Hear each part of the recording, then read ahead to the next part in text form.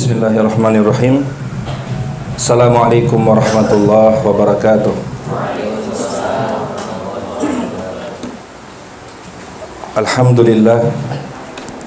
Alhamdulillahilladzi arsala rasulahu bil huda wa dinil haqq liyudhhirahu 'alad dini kullihi wa kafaa billahi shahida.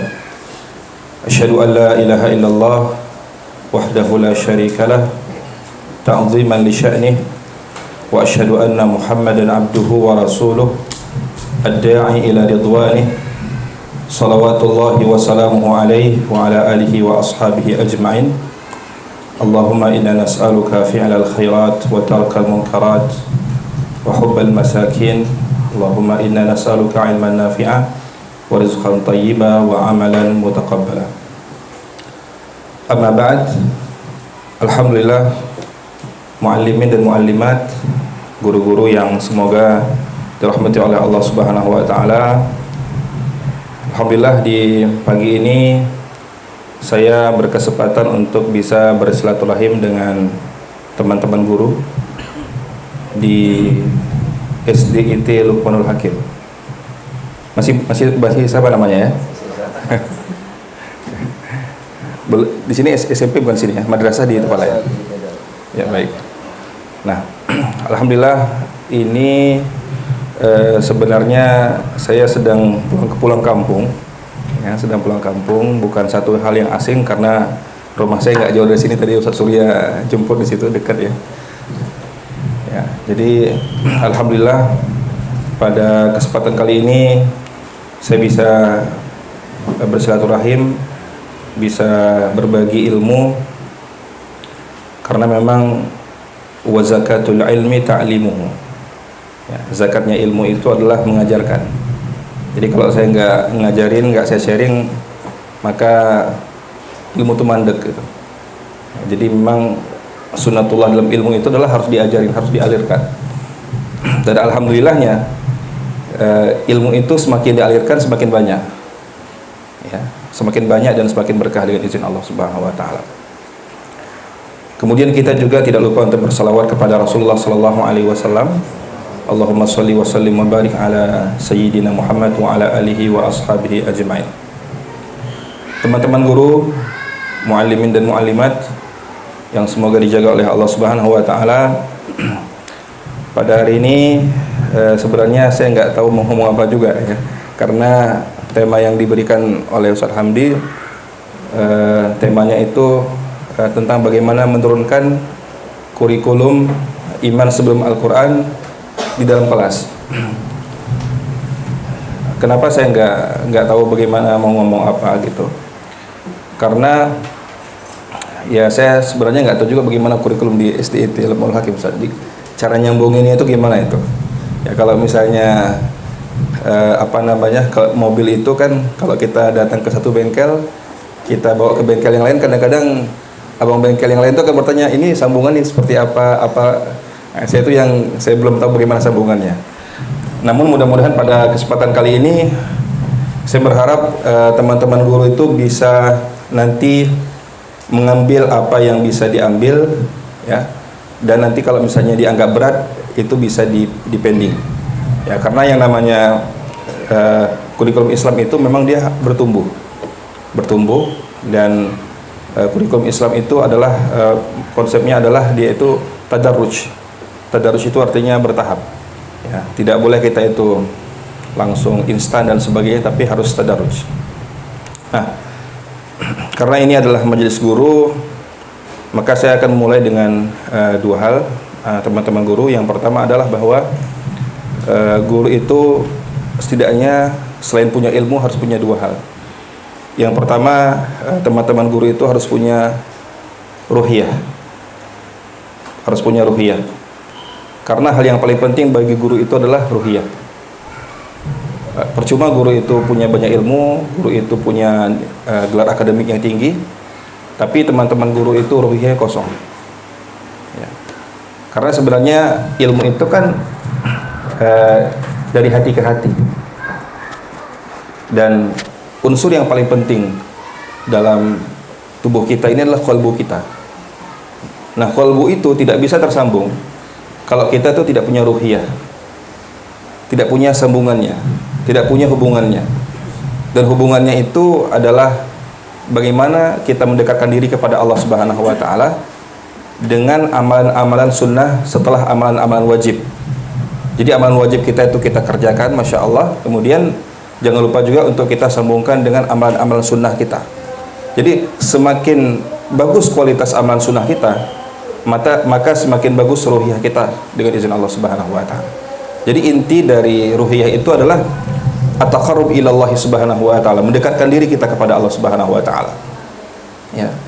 Mendekatkan diri kepada Allah Subhanahu wa taala ya dengan amalan-amalan sunnah.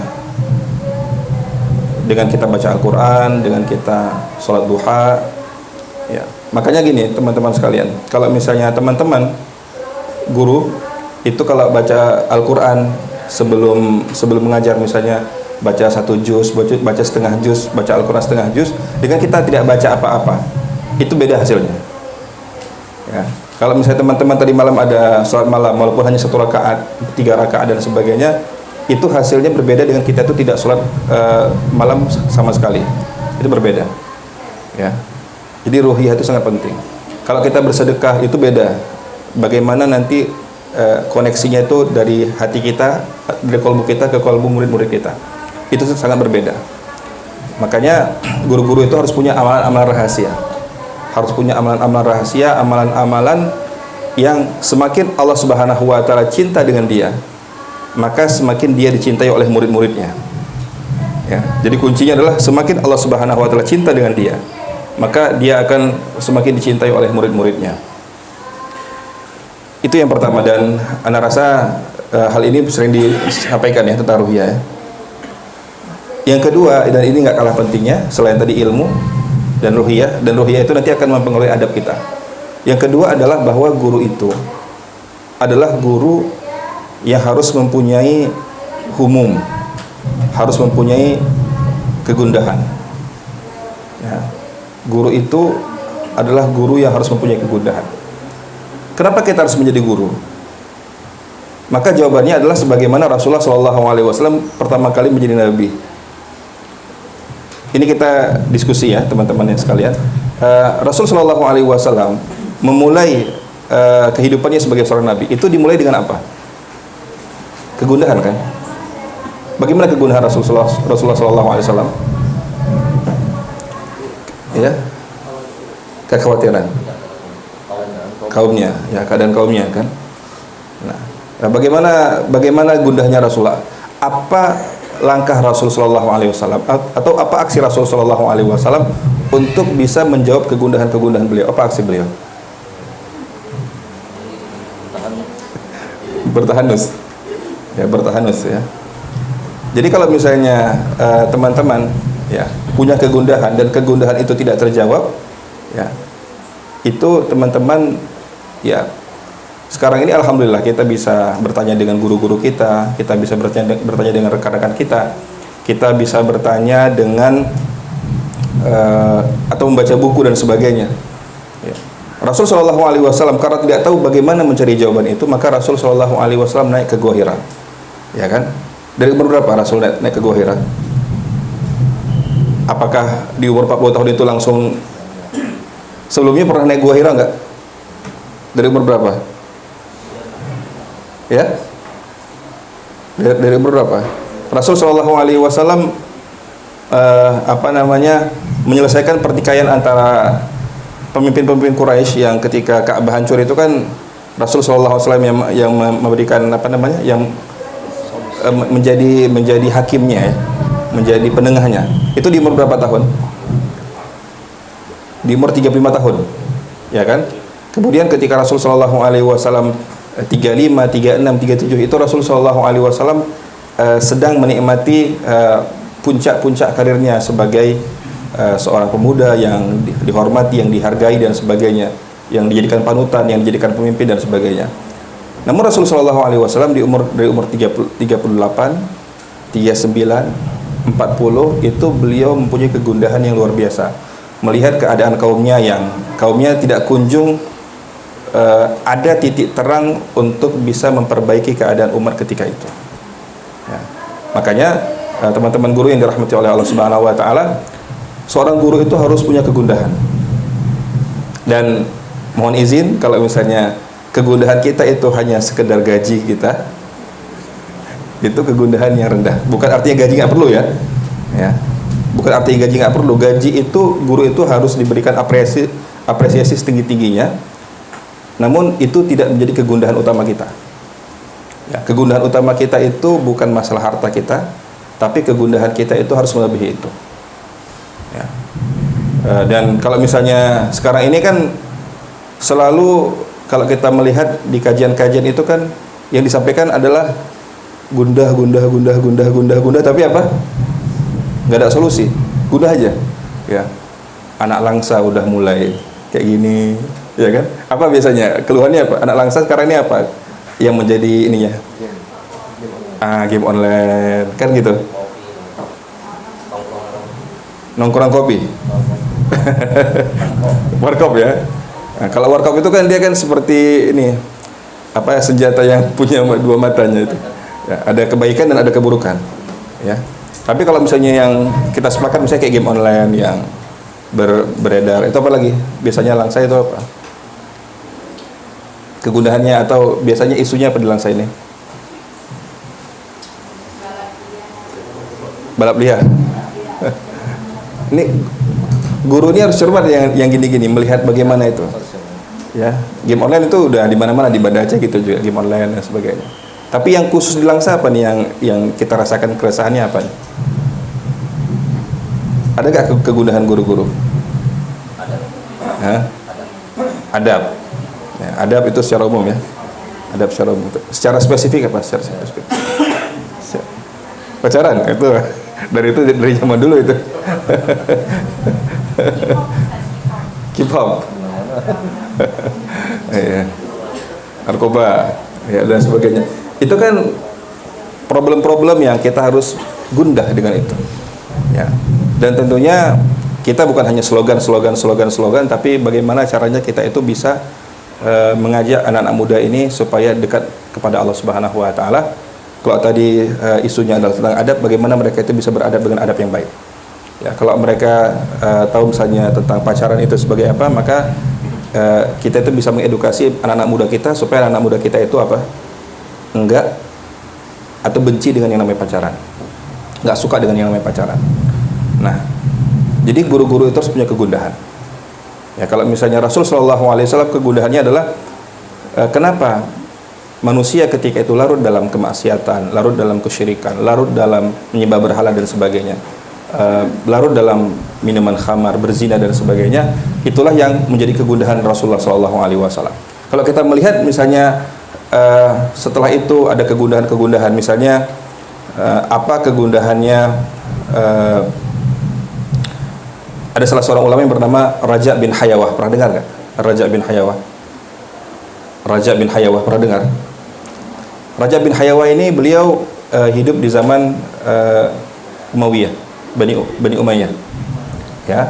Jadi Raja bin Hayawah ini adalah orang yang dia itu yang mengarsiteki sehingga dengan izin Allah Subhanahu wa taala terpilihnya Umar bin Abdul Aziz. Jadi Umar bin Abdul Aziz itu tidak terpilih menjadi khalifah, tidak terpilih menjadi pemimpin dengan izin Allah Subhanahu wa taala. Kemudian dengan dengan juhud atau dengan partisipasi yang ditampilkan oleh Raja bin Hayawah. Nah, Raja bin Hayawah ketika itu kegundahan beliau adalah kenapa pemimpin-pemimpin Bani Umayyah setelah Muawiyah bin Abi Sufyan itu rata-rata nggak ada yang beres. Nah, kalau misalnya sekarang ini orang kan mengatakan, oh ini memang yang namanya keturunannya Bani Umayyah ini nggak benar semuanya, ini harus kita ganti, harus kita dan sebagainya. Tapi ketika ketika Raja bin Hayawah melihat itu, beliau mengatakan seperti ini, kita bisa mencari sesosok pemimpin yang pemimpin itu akan menerapkan keadilan dengan izin Allah Subhanahu wa taala. Dan kita tahu bahwa sebenarnya Umar bin Abdul Aziz secara nasabnya beliau itu termasuk Bani Umayyah atau tidak? Enggak. Iya, beliau itu kan ya dari jalurnya Umar bin Khattab radhiyallahu anhu. Karena kan Bani Umayyah itu kan satu nasab nanti dengan Utsman. Utsman Bani Umayyah. Ya kan? Muawiyah Bani Umayyah. Sedangkan Umar bin Abdul Aziz ini nasabnya bukan nasab Bani Umayyah. Tapi karena kegundahannya Raja bin Hayawah tadi, beliau itu mengusahakan berdoa, berikhtiar kepada Allah Subhanahu wa taala sehingga lahirlah pemimpin sekelas Umar bin Abdul Aziz. Walaupun Umar bin Abdul Aziz menjadi khalifah itu hanya 2,5 tahun. Tapi dalam 2,5 tahun itu dengan izin Allah Subhanahu wa taala memakmurkan bumi ini dengan keadilan. Ya. Jadi kegundahan beliau adalah bagaimana melahirkan pemimpin-pemimpin yang berkualitas, pemimpin-pemimpin yang dapat memperbaiki keadaan masyarakat ketika itu. Maka dengan izin Allah Subhanahu wa taala muncullah Umar bin Abdul Aziz. Ya. Kita tidak pernah mendengar nama Raja bin Hayawah kan? Kita yang sering dengar Umar bin Abdul Aziz, ya kan? Bagaimana kehebatan beliau, bagaimana solehnya beliau, bagaimana waraknya beliau. Tapi kita tidak tahu bahwa orang di belakang itu, orang yang bekerja untuk melahirkan pemimpin sekelas itu adalah Umar bin Abdul Aziz. Dan belum lagi kalau kita melihat misalnya kegundahan Imam Al-Ghazali.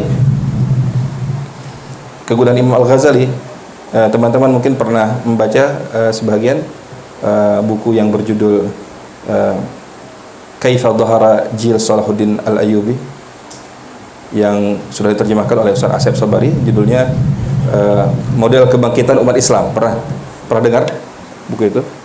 Model Kebangkitan Umat Islam. Nah, di situ kan dijelaskan bagaimana kegundahannya Imam Al-Ghazali rahimahullahu taala. Kegundahan Imam Al-Ghazali adalah kenapa ada madrasah yang luar biasa, madrasah nizamiyah, madrasah yang ilmunya luar biasa, ulamanya luar biasa, tapi kenapa mereka itu mempunyai adab yang sangat menurun. Ya. Maka Imam Al-Ghazali akhirnya kita tahu bahwa beliau di Baghdad kan? Di Baghdad, kemudian akhirnya beliau itu pergi ke Syam untuk apa?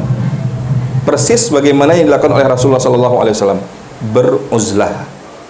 Beliau menyendiri di Syam. Ya.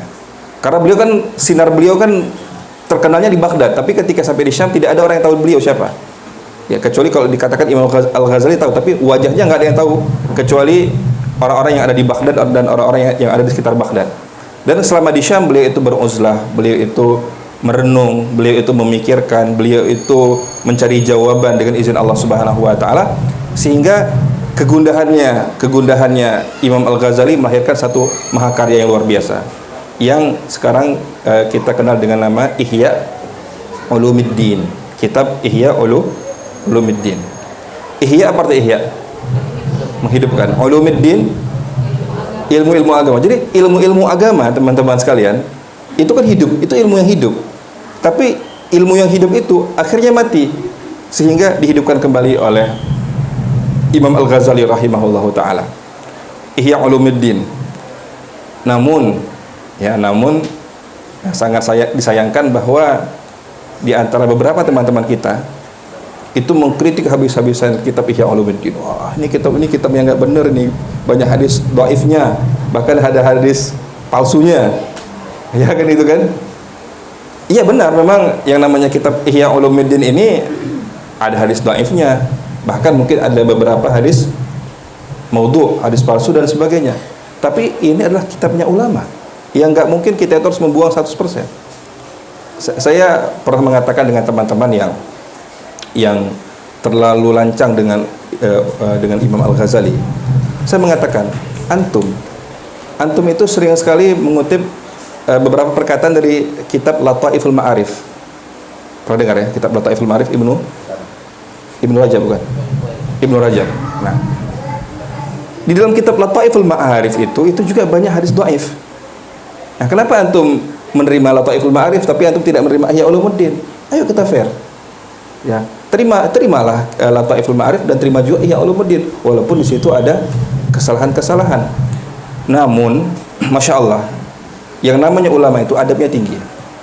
Mereka tidak mengatakan Ihya Ulumuddin ini harus kita buang, Ihya Ulumuddin ini harus kita singkirkan, enggak. Oleh Ibnu Qudamah tadi. Nah, Ibnu Qudamah akhirnya mengatakan, oke, kitab Ihya Ulumuddin yang tadi dibagi menjadi 4 ya. Ada empat tema. Yang pertama adalah al-ibadat, yang kedua al-adat. Jadi al-ibadat itu adalah ibadah apa saja yang harus dikerjakan oleh seorang muslim. Al-adat, kebiasaan-kebiasaan apa saja yang nantinya harus kita kerjakan, dan kebiasaan apa saja yang harus kita tinggalkan. Kemudian ada yang namanya al-munjiyat. Al-munjiyat, amalan-amalan yang dapat menyelamatkan kita dari api neraka. Dan ada namanya al-muhlikat, amalan-amalan yang dapat menghancurkan seorang hamba. Ya. Jadi Masya Allah, kitab itu akhirnya nanti disaring oleh Ibnu Qudamah, sehingga lahirlah kitab yang berjudul apa? Setelah Ihya Ulumuddin, Ibnu Qudamah beliau punya kitab. Dan kitab itu akhirnya diterima oleh orang. Ya. Kalau misalnya kitabnya Ihya Ulumuddin itu dibilang ini kitab yang nggak benar dan sebagainya. Padahal Ibnu Qudamah itu beliau menyaring buku, menyaring hadis-hadis itu. Kemudian muncullah karya beliau yang judulnya apa? Saya kok lupa. Minhajul Qasidin, afwan. Minhajul Qasidin. Nah, Minhajul Qasidin itu diterima. Kenapa Minhajul Qasidin diterima? Sedangkan Ihya Ulumuddin itu ditolak, padahal Minhajul Qasidin itu adalah kitab yang disaring dari kitab Ihya Ulumuddin. Ya. Dan supaya teman-teman guru tahu bahwa hampir seluruh kitab yang judulnya adalah Tazkiyatun Nafs itu nanti pasti muaranya kepada Ihya Ulumuddin. Ya, antum sebagai seorang guru kan harus belajar tentang Tazkiyatun Nafs. Nah, ilmu Tazkiyatun Nafs itu nanti kita melihat bahwa hampir seluruh dari kitab Tazkiyatun Nafs di dunia ini sekarang itu nanti muaranya larinya ke Ihya Ulumuddin. Karena apa? Yang menjadi rujukannya adalah Minhajul Qasidin. Minhajul Qasidin diambil dari mana? Dari Ihya Ulumuddin. Ya. Jadi Masya Allah, kegundahan Imam Al-Ghazali melahirkan Ihya Ulumuddin. Kegundahan Raja bin Hayawah dengan izin Allah Subhanahu wa taala melahirkan siapa tadi? Umar bin Abdul Aziz. Pertanyaannya teman-teman guru, kegundahan antum itu melahirkan apa? Ya. Apakah melahirkan status Facebook? Status WA? Ya. Ini gimana nih dongkol nih dengan wali murid nih karena gini masuk status. Ya. Kalau itu mungkin ustazah itu mungkin satu hal yang bisa diterima ya. Ya, makanya yang ikhwan harus bersabar. Tapi kalau ikhwan janganlah sedikit-sedikit pasang status. Yang status itu boleh, status kebaikan boleh ya, bukan arti nggak boleh pasang status. Misalnya statusnya status ngeluh, ya, status kecewa, itu ikhwan jangan buat status di situ. Kalau misalnya antum mau buat status itu, kerjakanlah sebagaimana dikerjakan oleh Ibnul Jauzi. Ya, antum buat kegundahan antum tumpahkan kekecewaan antum. Ya. Gak ada masalah kalau kita buat cerita kan. Boleh nggak kita buat cerita diri kita sendiri, boleh nggak? Dilarang nggak kita membuat cerita kita sendiri, misalnya cerita bahwa saya sebagai seorang guru, yang guru seperti ini dan sebagainya. Gak ada masalah. Jadi kalau misalnya kita punya lebih bagus kita itu tulis di buku kita, atau kita ada laptop kita tulis di laptop kita tumpahkan semuanya kekecewaan kita di laptop kita itu. Siapa tahu satu ketika itu bisa diterbitkan menjadi karya. Ya kan? Dan kalau ada karya itu kan biasanya kan mohon maaf ada harta di situ kan? Ada harta. Ya, jadi daripada antum posting nggak jelas di status antum, kemudian nanti kadang-kadang menimbulkan multi tafsir dan sebagainya, lebih bagus apa? Lebih bagus antum tulis ya di buku, atau antum tulis di laptop dan sebagainya. Nanti satu ketika ternyata ini ada simpul-simpul yang bisa nanti kita gabungkan dan bisa menjadi satu buku. Dan buku itu nanti bisa diterbitkan. Kalau sudah diterbitkan biasa kan menghasilkan uang kan. Nah, alhamdulillah. Jadi yang namanya kegundahan kita itu ujung-ujungnya adalah manfaatnya dengan izin Allah Subhanahu wa taala. Ya. Jadi teman-teman guru itu mengawali pagi ini saya berharap guru-guru itu punya yang namanya pertama ruhiyah yang bagus. Ya. Yang kedua adalah punya kegundahan itu harus dipupuk. Kegundahan itu seperti tanaman. Jadi antum gundahnya apa? Gundahnya misalnya melihat kondisi langsa seperti ini, gundahnya melihat misalnya kondisi anak-anak kita seperti ini, itu yang nantinya, atau antum gundahnya seperti apa yang mau antum tanamkan itu antum pupuk, dan nantinya insya Allah mudah-mudahan bisa menghasilkan karya di masa yang akan datang dengan izin Allah Subhanahu wa taala. Itu banyak lagi kegundahan. Antum bisa melihat kegundahan dan bisa baca buku. Nanti ada satu buku yang bagus sekali. Kalau tadi Imam Al-Ghazali kan beliau pada abad kelima ya.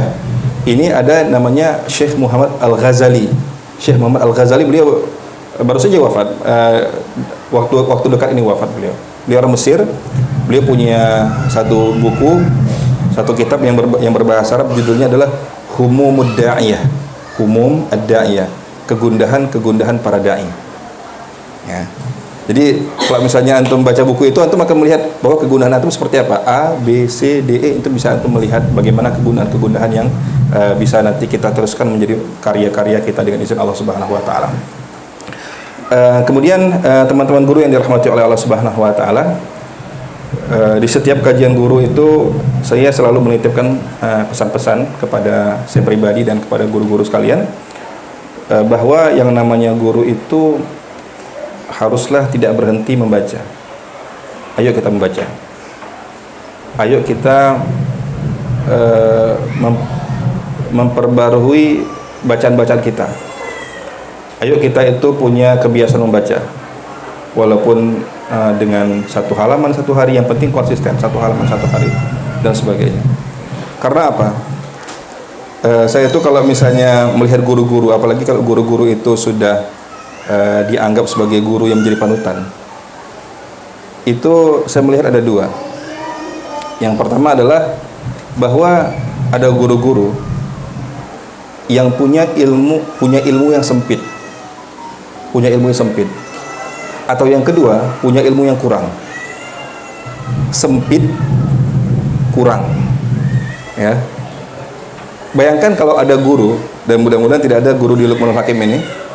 Bayangkan kalau ada guru yang guru itu ilmunya sempit dan ilmunya kurang. Kira-kira anak didiknya dapat apa? Nggak dapat apa-apa. Ya. Dan antum tahu bahwa efek dari ilmu sempit itu apa? Apa yang kita lihat di masyarakat kita? Ada guru yang punya ilmu sempit. Apa yang terjadi? Ini ada guru, ilmunya sempit. Apa yang terjadi? Dia akan mudah menyalahkan orang lain. Ya. Ada guru ilmunya sempit, maka dia akan mudah untuk menyalahkan orang lain. Oh, ini nggak benar. Oh, ini nggak benar. Ini nggak benar. Jadi ucapan dia itu yang sering adalah ini nggak benar, ini nggak benar, nggak benar. Padahal sebenarnya benar. Ya. Atau dia mengatakan bahwa oh ini tidak sesuai dengan kata guru saya, dan celakanya gurunya yang dulu adalah guru yang punya ilmu sempit. Kata guru saya nggak boleh ini, padahal guru dia adalah guru yang punya ilmu sempit. Makanya itu kita harus punya guru yang luas ilmunya, bukan yang sempit. Bagaimana cara meluaskan ilmu itu? Dengan kita itu membaca. Dengan izin Allah Subhanahu wa taala, buku-buku yang bermanfaat kita baca. Punya ilmu yang luas. Yang kedua, punya ilmu yang sedikit. Apa efek kita itu punya ilmu yang sedikit, teman-teman guru? Kita punya ilmu yang sedikit. Efeknya itu kita itu akan menjadi orang yang berlebih-lebihan. Ya, punya ilmu sedikit, kita itu berlebih-lebihan. Bahkan kita itu bisa menabrak rambu-rambu Islam. Nah, guru itu tidak boleh punya ilmu yang sedikit dan tidak boleh punya ilmu yang sempit. Nah, saya teringat satu perkataan dari Imam Sufyan Ats-Tsauri. Imam Sufyan Ats-Tsauri mengatakan seperti ini: Innamal ilmu indana ar-rukhsah minats thiqah. Innamal ilmu indana ar-rukhsah minats thiqah. Ya. Ilmu itu sesungguhnya ilmu. Jadi innama itu, teman-teman guru, innama itu kan itu salah satu adatul hasr dalam bahasa Arab. Adatul hasr itu artinya yang menghasar, artinya yang bukan meringkas, yang membatasi. Yang membatasi. Jadi innamal ilmu, sesungguhnya ilmu itu, yang dinamakan ilmu itu adalah ar-rukhsah, bisa memberikan kemudahan. minas thiqah. Tapi kemudahan itu tidak datang dari orang jahil. Kemudahan itu tidak datang dari orang-orang yang sembarangan, tapi kemudahan yang datang dari as-thiqah. Apa arti as-thiqah? Orang-orang yang dipercaya, orang-orang yang amanah, orang-orang yang kredibel secara keilmuan. Wa inna tasydid yuhsinuhu kullu ahad. Sedangkan yang namanya itu ekstremisme, berlebih-lebihan, itu bisa dilakukan oleh siapapun. Jadi tasyadud itu artinya kita itu terlalu ekstrim dan sebagainya, terlalu berlebih-lebihan, itu bisa dilakukan oleh siapa saja. Tapi yang namanya rukhsah, kemudahan-kemudahan, itu sebenarnya itulah ilmu, dan itu tidak boleh kita ambil kecuali dari orang-orang yang thiqah, orang-orang yang mempunyai ilmu, yang amanah dan sebagainya. Sebagai contoh, ini nanti bisa antum terapkan bahwa dalam kelas itu atau dalam pembelajaran itu ada satu hal yang perlu kita tahu yang namanya mura'atu al-furuq al-fardiyah. Mura'ah al-furuq al-fardiyah. Artinya seorang guru itu harus memperhatikan bahwa setiap murid itu berbeda. Jadi kita itu ngajar, ada di sini satu kelas berapa muridnya? Nah, jadi 25 murid itu tidak satu cetakan semua, tidak satu pattern semuanya itu. Kita kira cetakannya sama semua, enggak. 25 orang itu 25 model. Enggak sama persis. Makanya guru itu harus punya ilmu yang disebut dengan mura'ah al-furuq al-fardiyah. Kita itu punya mura'ah, memperhatikan al-furuq al-fardiyah, perbedaan kepribadian antara satu murid dengan murid yang lain. Kita harus tahu itu.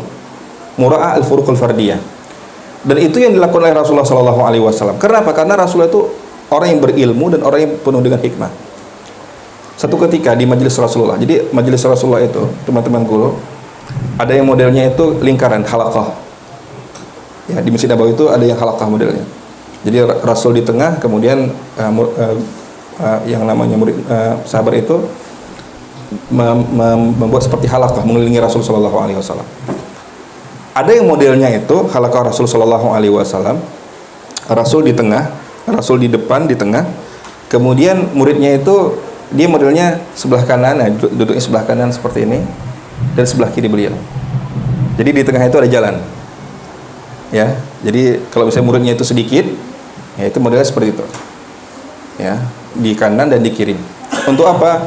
Salah satunya adalah untuk memudahkan kalau misalnya ada orang yang tiba-tiba mau tanya pada Rasul sallallahu alaihi wasallam. Karena apa? Kadang-kadang di tengah majelis Rasul lagi memberikan ilmu, tiba-tiba datang orang. Datang siapa? Datang misalnya orang tua datang, orang dari Baduy datang, kemudian siapapun boleh datang untuk bertanya pada Rasul sallallahu alaihi wasallam. Ada ketika itu di bulan puasa, Rasul sallallahu alaihi wasallam yang pertama didatangi oleh anak muda. Ya. Kemudian bertanya kepada Rasulullah sallallahu alaihi wasallam tentang apakah batal kalau saya itu mencium istri saya di bulan puasa. Apa kata Rasulullah sallallahu alaihi wasallam? Batal. Ini anak muda yang baru nikah nih, gitu kan. Dia bilang apa hukumnya kalau misalnya saya mencium istri saya di bulan puasa? Ya, itu jangan. Karena apa? Karena khawatir batal. Sedangkan ada orang tua datang. Orang tua itu mengatakan, "Wahai Rasulullah, bagaimana hukumnya?" Bukan batal, mohon maaf. Apakah saya boleh mencium istri saya di bulan puasa, di siang hari di bulan puasa? Anak muda itu mengatakan nggak boleh. Tapi yang orang tua dikatakan apa? Boleh. Nah, di sini para sahabat bertanya-tanya, loh, kok bisa beda jawabannya? Kok bisa beda jawabannya? Kenapa? Karena yang menjawab itu Rasulullah Sallallahu Alaihi Wasallam, dan Rasul itu punya ilmu yang luas, punya ilmu yang banyak, sehingga beliau tahu bukan batal ya, mohon maaf tadi kita koreksi sedikit, nggak boleh. Kenapa nggak boleh ini anak muda yang baru nikah? Karena khawatir kalau misalnya dia itu memulai, maka ujungnya jadi batal. Ya. Sedangkan yang orang tua tadi dikatakan boleh karena apa? Karena bagi dia mungkin efeknya tidak seperti efeknya, atau seterumannya dia itu tidak seperti seterumannya orang yang baru menikah, kan begitu. Nah, jadi berbeda-beda antara satu murid dengan murid yang lain itu berbeda-beda. Jangan kita anggap itu apa sama semuanya, enggak. Murid itu berbeda-beda. Dan itu yang disebut dengan rukhsah. Tapi teman-teman guru harus ingat bahwa tidak boleh juga kita itu yang disebut dengan tatabbu'ur rukhas. Pernah dengar tatabbu'ur rukhas? Tatabbu'ur rukhas itu artinya apa? Mengambil kemudahan-kemudahan dari setiap ulama. Jadi kalau misalnya ada 10 ulama, saya ngambil yang mudah-mudah aja. Nggak ngambil pendapat yang kuatnya, tapi mengambil apa? Rukhsah dari ulama, dari Imam Syafi'i satu, rukhsah dari Imam Malik satu, rukhsah dari Imam Ahmad satu, rukhsah dari Imam Abu Hanifah satu. Itu nggak benar juga. Jadi tidak boleh kita itu hanya ngumpulin mengkoleksi rukhsah nggak boleh. Tapi ketika ada rukhsah dari ulama dan rukhsah itu mempunyai dasar dalil yang sangat kuat, maka itu harus kita ambil. Yang namanya ulama itu penyayang. Makanya mungkin teman-teman guru pernah mendengar hadis ini. Dan mari kita bayangkan kalau misalnya kita bandingkan ada dua orang. Yang pertama adalah Rasulullah SAW. Yang kedua itu adalah kalau Tengku mungkin agak sensitif ya, guru lah ya. Guru ya. Ada Rasulullah, ada guru di zaman sekarang. Dan itu adalah orang-orang di langsa ini. Ini coba kita bayangkan. Rasulullah SAW pernah didatangi oleh seorang anak muda. Kemudian anak muda itu mengatakan kepada Rasulullah SAW, "Ya Rasulullah, idzan li bizina." Wahai Rasulullah, izinkan saya berzina. Ya. Itu kira-kira dari dua ini, reaksi Rasulullah itu apakah langsung menuduh, langsung menjudge atau apa, atau seperti apa? Apa kata Rasulullah SAW? Apakah Rasulullah langsung marah? Beliau mengatakan, "Oh, kamu nggak benar ini, kamu nggak pantas jadi murid saya." Gitu? Enggak. Tapi Rasulullah SAW mengatakan apa? "Atardha li ummik?" Apakah kamu ridho bahwa hal ini dilakukan juga untuk ibumu? "Atardha li ukhtik?" Apakah kamu juga ridho bahwa saudara kamu dizinai? "Atardha li ammatik?" dan sebagainya. Artinya setelah itu pemuda itu darinya tadi ingin berzina, beliau mengatakan setelah saya berdialog dengan Rasulullah SAW, saya menjadi benci untuk berzina. Ya kan? Tapi kalau misalnya seandainya nih ada anak madrasah lah mungkin ya, karena kalau misalnya anak SD kan nggak mungkin gitu. Ada anak madrasah ya datang kepada ustadz di sini dan mengatakan, "Ustadz, saya pengen berzina." Itu kira-kira gimana? Atau gini, "Ustadz, sebenarnya saya pengen pacaran dengan fulan." Itu gimana kira-kira? Nah, kok zina kan mungkin agak berat ya. Saya juga kadang-kadang ini juga kaget juga dengarnya kan. Gimana kok ada anak pesantren, kok ada anak madrasah bilang gitu. Enggak, misalnya bahasanya mungkin agak lebih rendah lagi ya. Jangan itu.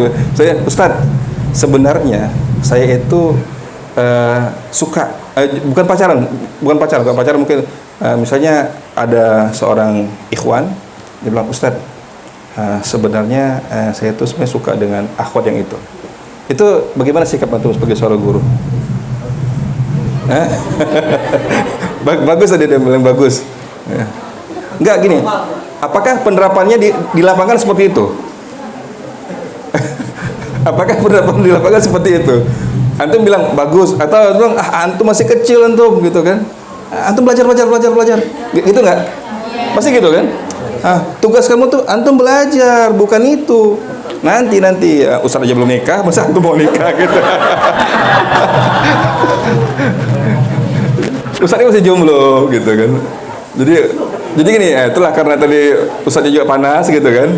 Ustaznya panas, masih jomblo, jadi dia merasa tersaingi. Jangan-jangan murid saya ini lebih duluan nikah dibandingkan saya. Ya kan? Jadi seperti itu.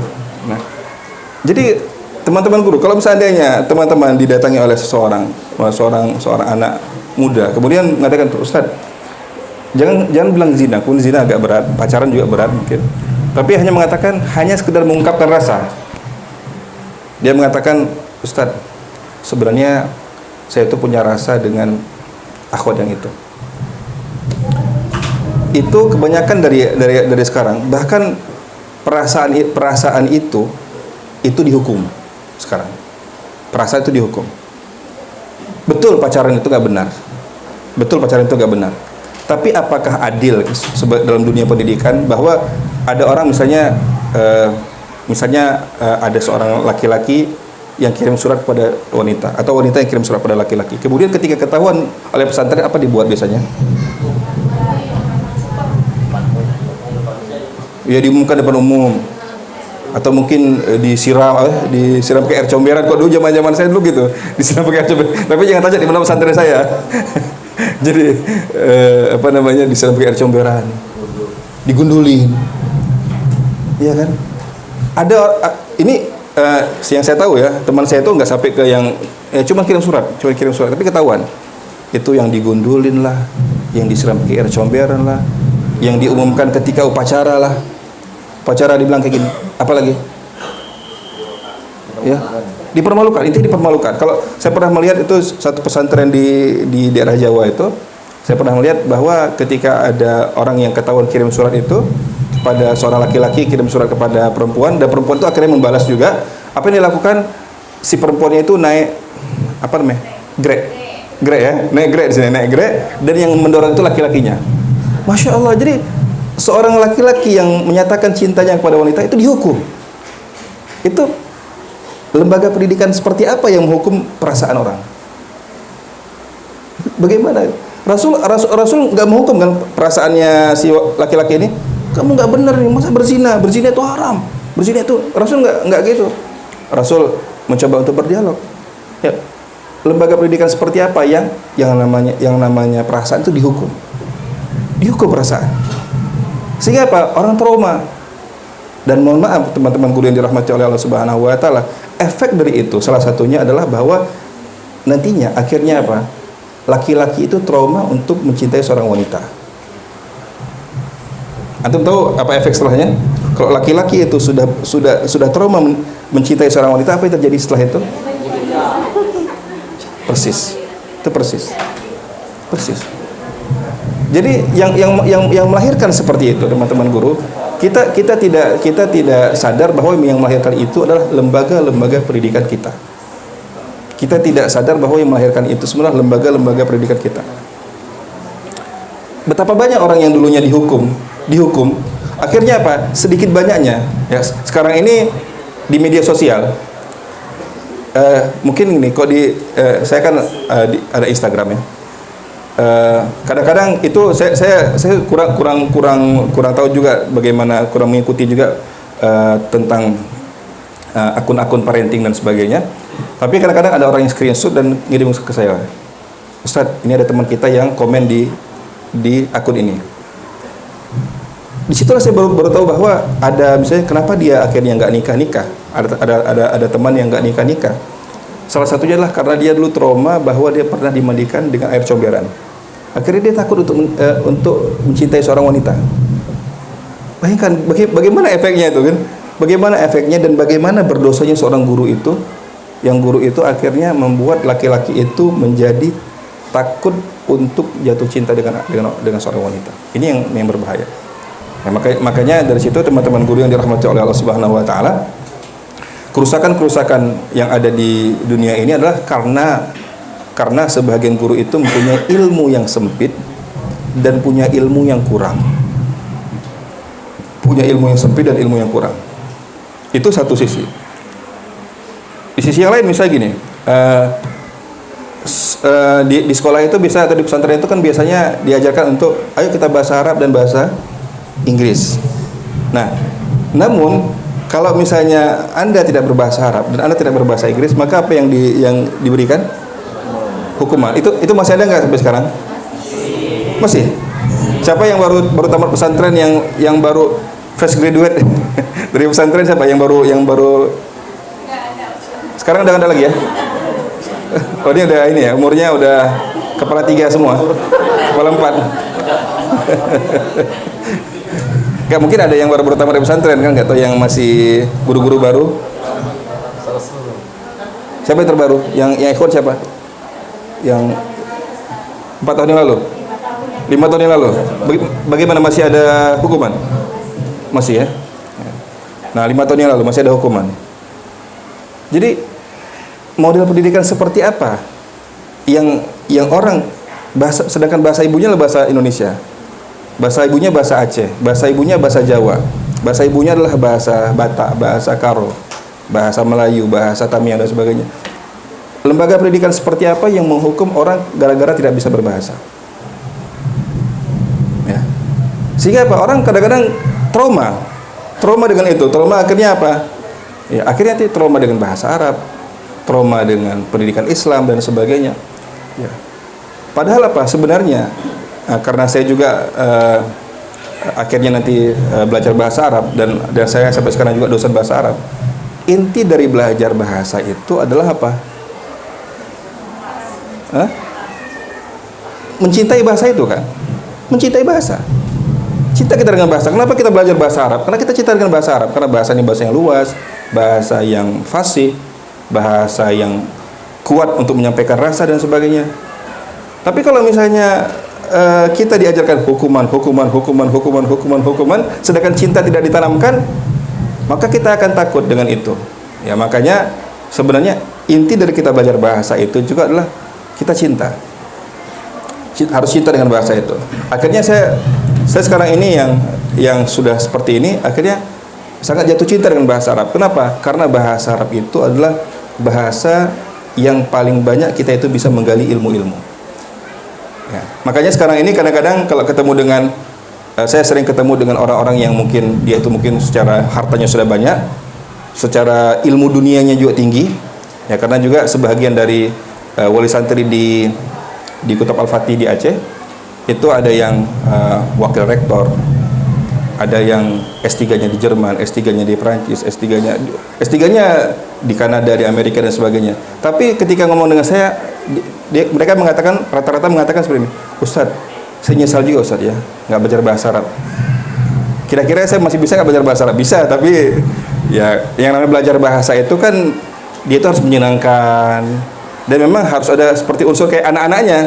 Kaifahaluk, apakah kakek-kakek 60 tahun kita bilang kayak gitu kan agak susah gitu kan, agak berat kita, dia pun mungkin geli juga gitu kan, geli juga gitu. Kaifahaluk bi khairin walhamdulillah, jadi agak geli juga dia untuk kita buat seperti itu. Ya udahlah, kalau misalnya memang Bapak tidak bisa belajar bahasa Arab, umurnya sudah 60 tahun, maka apa yang dilakukan? Ya titipkan penyesalan itu, titipkan kepada siapa? Kepada anak kita, kepada cucu kita dan sebagainya. Mungkin kita sudah agak terlambat, ya belajar apa yang bisa dan sebagainya. Tapi rata-rata Masya Allah, orang yang belajar di Jerman, belajar di, kita kan kelihatannya Australia keren, ya Jerman keren, tapi akhirnya apa? Ujung-ujungnya mereka mengatakan apa? Kami nyesal nggak bisa berbahasa Arab. Kenapa? Karena ternyata ilmu dalam bahasa Arab itu lebih dalam dan lebih luas dibandingkan dengan ilmu yang ditulis dengan bahasa Inggris. Ya. Jadi Masya Allah, akhirnya kita belajar bahasa itu karena cinta, bukan karena terpaksa, bukan karena takut dihukum. Ya. Sehingga apa? Banyak di lembaga-lembaga pendidikan kita itu lulus dari pesantren yang bisa berbahasa dan cinta berbahasa itu mungkin hanya beberapa persen, kira 5%, 10%. Kenapa? Karena yang 10% inilah orang-orang yang nantinya dicintai oleh guru-gurunya. Nah, ini kenapa? Oh, ini anak apa namanya? Anak unggul. Ini anak apa istilahnya? Inti anak inti nih. Ini anak inti. Jadi karena dia dicintai oleh gurunya, akhirnya dia cinta dengan bahasa itu. Dia top nih karena apa? Karena dia bisa bahasa Arab. Jadi yang benar-benar merasakan cinta dari bahasa itu adalah hanya 10% saja. Sedangkan 90%-nya apa? Akhirnya enggak cinta dengan bahasa. Karena apa? Dihukum, tapi tidak diajarkan bagaimana untuk mencintai satu ilmu. Baik, teman-teman guru yang dirahmati oleh Allah Subhanahu wa taala, ketika kita berbicara tentang apa tadi, bagaimana mengaplikasikan kurikulum iman ke sebelum Al-Qur'an, iman sebelum Al-Qur'an dalam kelas itu, kita harus mendudukkan dulu satu konsep dalam Islam. Mungkin teman-teman guru pernah mendengarkan satu hadis Rasulullah SAW atau satu perkataan sahabat, yaitu perkataan Jundub bin Abdullah. Itu pasti teman-teman guru pernah mendengar dari Ustaz Hamdi atau dari teman-teman yang lain mungkin pernah baca. Bagaimana bunyi hadis Jundub bin Abdullah? Bahasa Arabnya? Ada yang bisa? Ada hadiah nggak? Hadiah. Satu saja, saya ingin satu guru, baik ikhwan atau akhwat, mu'allimin atau mu'allimat, satu saja yang memunculkan bunyinya dengan bahasa Arab tentang hadis junub. Hadis junub yang diriwayatkan oleh Ibnu Majah. Satu saja, mungkin dapat hadiah, mungkin dapat hadiah jeruk mungkin atau apa. Jeruk atau lengkeng satu, longan satu ya. Ya. Ada nggak yang bisa munculkan? Ini bukan untuk menguji tapi untuk kita sama-sama berpartisipasi ya. Ada yang bisa ini? Jundub bin Abdullah berkata, kunna ma'an Nabi. Kunna ma'an Nabi sallallahu alaihi wasallam wa nahnu fityanun hazawirah. Pernah dengar? Kunna ma'an Nabi sallallahu alaihi wasallam wa nahnu fityanun hazawirah fata'allamna al-iman qabla an nata'allama al-Qur'an thumma ta'allamna al-Qur'an fazdadna bihi imana. Pernah dengar enggak ada di sini? Pernah. Rawahu Ibnu Majah ya. Nah, dari perkataan Jundub bin Abdullah itu setidaknya kita melihat ada tiga hal. Yang pertama adalah kunna ma'an Nabi sallallahu alaihi wasallam, dulu kami bersama dengan Nabi Muhammad sallallahu alaihi wasallam, wa nahnu fityanun hazawirah, dan kami ketika itu adalah anak-anak yang mau mencapai usia balik. Ya. Fata'allamnal iman qabla an nata'allamal Qur'an. Maka kami belajar iman sebelum kami belajar Al-Qur'an. Tsumma ta'allamnal Qur'an fazdadna bihi iman. Kemudian kami belajar Al-Quran, maka bertambahlah iman kami. Dari perkataan Jundub bin Abdullah itu ada tiga hal yang perlu kita soroti. Yang pertama apa? Yang pertama adalah profil seorang guru. Kunna ma'an Nabi. Kunna ma'an Nabi sallallahu alaihi wasallam. Profil seorang guru. Dan ini yang paling penting. Karena yang namanya lembaga pendidikan itu yang paling penting itu bukan bangunan ini, bukan fasilitas ini, bukan AC, bukan apalagi namanya ruangan yang ada karpet dan sebagainya. Karena yang sekarang ini kan jualan sekolah itu kan jualan benda, bukan jualannya benda. Ayo masuk sekolah ini, kenapa? Karena AC-nya 4, ya, PK-nya sekian gitu. Nah, ini mau lembaga pendidikan atau mau jualan AC gitu kan, Kemudian fasilitas ini gedung mewah dengan standar British School ya, dan sebagainya gitu kan. Ya, ini mau mendidik seorang manusia atau ingin mendidik siapa gitu. Nah, jadi yang pertama adalah profil seorang guru. Jadi yang paling penting dari satu sekolah itulah keberadaan antum semuanya sebagai seorang guru. Yang kedua adalah wa nahnu fityanun hazawirah. Apa itu? Dan kami ketika itu adalah anak-anak kecil yang usianya mencapai atau akan mencapai usia balik. Itu apa yang disorot? Murid. Dan apa? Umurnya. Ya kan, ini kan seperti antum. Kira-kira fityanun hazawirah itu usianya di SD atau di SMP? Kelas 5 kelas 6 ya? Kelas 5 kelas 6. Bahkan kalau misalnya yang akhwat yang wanita lebih cepat ya. Lebih cepat, kadang-kadang ketika kelas 5 mungkin dia sudah balik. Ya kan? Jadi sebenarnya usia itu usia di sini di SD ini. Wa nahnu fityanun hazawirah fata'allamnal iman qabla an nata'allamal Qur'an. Maka kami belajar iman sebelum kami belajar Al-Quran. Belajar iman sebelum belajar Al-Quran. Summa ta'allamnal Qur'an, maka kami kemudian belajar Al-Quran. Fazdadna bihi imana, maka bertambahlah iman kami. Nah, untuk memahami hadis ini, guru-guru yang dirahmati oleh Allah Subhanahu wa taala, itu kita bisa melihat strukturnya dengan struktur sirah Rasul sallallahu alaihi wasallam. Jadi kita itu bisa melihat, memandang utuh perkataan Jundub bin Abdullah ini dengan melihat strukturnya sirah Rasul sallallahu alaihi wasallam. Karena sebenarnya struktur kurikulum Islam itu adalah struktur sirahnya Rasul sallallahu alaihi wasallam. Ya. Nah, yang yang dimaksud dengan fata'allamnal iman, maka kami belajar iman, itu persis sebagaimana yang Rasulullah Shallallahu Alaihi Wasallam ajarkan ketika Rasul di Mekah, sebelum Rasul Shallallahu Alaihi Wasallam hijrah ke Madinah. Itulah fata'allamnal iman, tsumma ta'allamnal Quran. Nah, kemudian kita bisa melihat bahwa memang struktur ini adalah struktur yang nantinya dilakukan juga oleh para sahabat. Struktur inilah struktur yang nantinya akan dilakukan oleh para tabi'in, tabi'in dan sebagainya. Bahkan struktur itu sudah tersebar kemana-mana. Struktur sirah, kurikulum berbasis sirah itu sudah tersebar kemana-mana. Dan itu tidak ada orang yang mengerjakan dengan struktur ini dengan izin Allah Subhanahu Wa Taala, maka kemudian mereka akan menjadi orang-orang yang berkualitas dengan izin Allah. Sebagai contoh misalnya, struktur seperti ini tuh pernah nantinya tersebar ke Syam. Pernah tersebar ke Syam. Siapa yang memimpin di Syam? Bani Umayyah. Jadi Bani Umayyah itu kan pusat pemerintahnya di Damaskus. Jadi Damaskus ketika itu menggunakan struktur ini, struktur kurikulum fata'allamnal iman qabla an nata'allamal Quran. Mereka berhasil dengan izin Allah Subhanahu Wa Taala. Kemudian setelah itu pindah ke Baghdad. Ya, di Baghdad itu juga berhasil dengan izin Allah Subhanahu Wa Taala. Strukturnya adalah struktur fata'allamnal iman qabla an nata'allamal Quran. Pindah lagi dari situ, baru setengah perjalanan yang Bani Abbasiyah, muncullah apa? Daulah Umayyah yang kedua. Di mana? Di Andalusia. Abdurrahman Ad-Dakhil. Andalusia di mana? Spanyol. Di benua apa? Eropa. Di benua Eropa. Nah, di benua Eropa itu dengan izin Allah Subhanahu Wa Taala juga dengan struktur ini mereka berhasil dengan izin Allah Subhanahu Wa Taala. Kemudian pindah ke Afrika. Siapa di Afrika?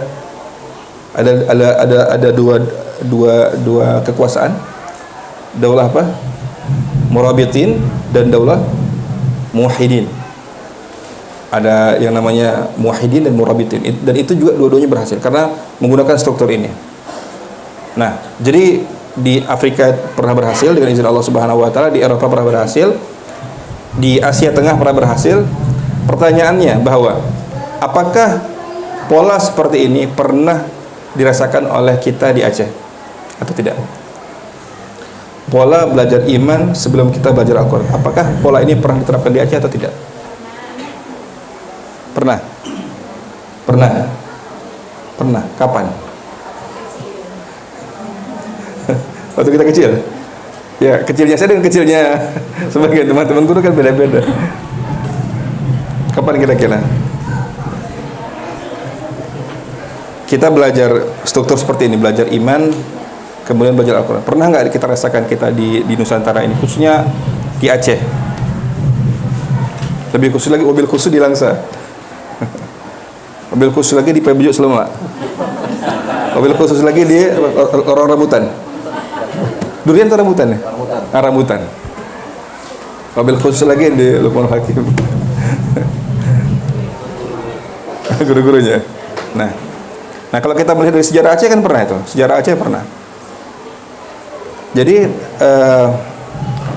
ada seorang yang ada kawan saya dari Jakarta, dia mengatakan seperti ini. Ketika itu dia yang dia sorot adalah wanita. Dia bilang seperti ini, Ustadz, kenapa wanita di Aceh itu berbeda? Berbedanya apa? Mungkin di Sumatera Utara seperti itu, di Sumatera Barat seperti itu juga, di Jawa Barat juga seperti itu. Tapi di Aceh karena apa? Karena memang di Aceh ini kan nanti memunculkan banyak sekali tokoh-tokoh apa? Wanita menjadi pemimpin, wanita menjadi bahkan berjihad gitu kan.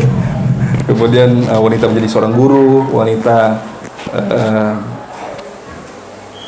menjadi pemegang kebijakan-kebijakan dan sebagainya. Nah, kenapa yang beliau lihat? Yang beliau lihat itu dari beberapa kisah-kisah itu, bahwa kenapa wanita-wanita di Aceh itu begitu ta'zim, begitu menghormati suaminya. Jadi suaminya begitu dihormati, sebagaimana menghormati seorang raja, ya kan? Kemudian dibuatkan misalnya apa kopinya, ataukah mungkin begitu nyampe ke rumah suami itu dipijitin atau dan sebagainya. Itu memang ada konsep-konsep seperti itu. Kemudian dibuatin makanan yang lezat dan sebagainya. Tapi Ustaz, kalau berhadapan dengan penjajah, berhadapan dengan musuh, itu garangnya luar biasa, bahkan lebih garang dibandingkan dengan singa. Coba bayangkan. Jadi ini kan seperti apa ya, kalau misalnya zaman sekarang itu pakai berkepribadian ganda gitu. Jadi kenapa begitu lembutnya, begitu takzimnya di hadapan suami, begitu pokoknya di hadapan suami itu memang betul-betul taat, takzim dan sebagainya. Tapi begitu berhadapan dengan penjajah itu garangnya luar biasa. Ya. Contohnya misalnya kalau kita melihat misalnya Cut Nyak Dhim, Cut Nyak Dhim itu beliau kan pertama kan menikah dengan namanya Ibrahim Lamenga, Ibrahim Lamenga. Kemudian Ibrahim Lamenga akhirnya wafat, dan akhirnya kan Cut Nyak Dhim itu menikah dengan Teku Umar, ya kan? Nah, dengan Ibrahim Lamenga ini beliau juga takzimnya luar biasa khidmahnya.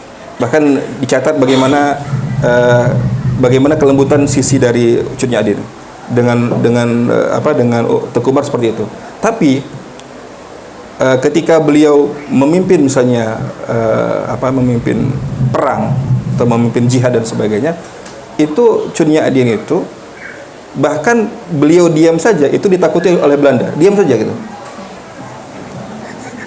Nggak harus marah-marah dan sebagainya kan. Biasa kan kok yang namanya emak-emak itu kan merepet gitu. Merepet apa kan. Ini nggak diam aja itu takut.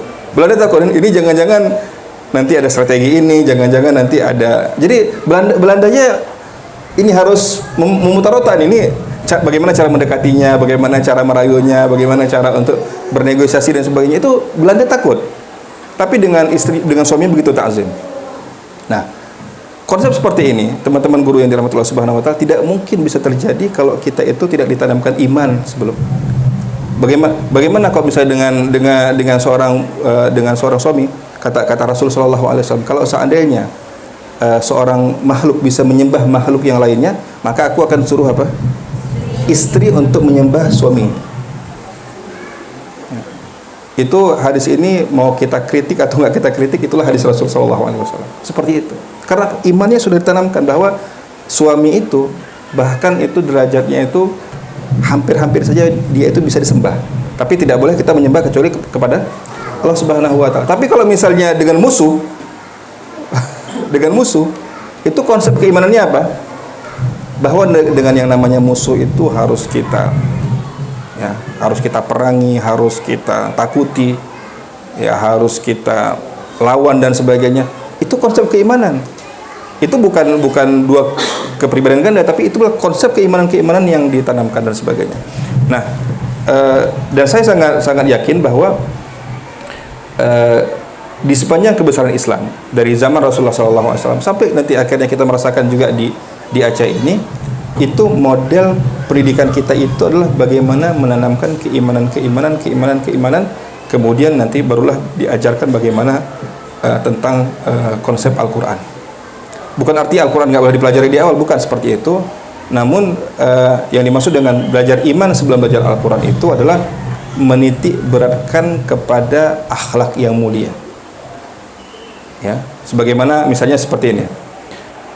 Ini sangat relevan misalnya dengan perkataan ibunya Imam Malik.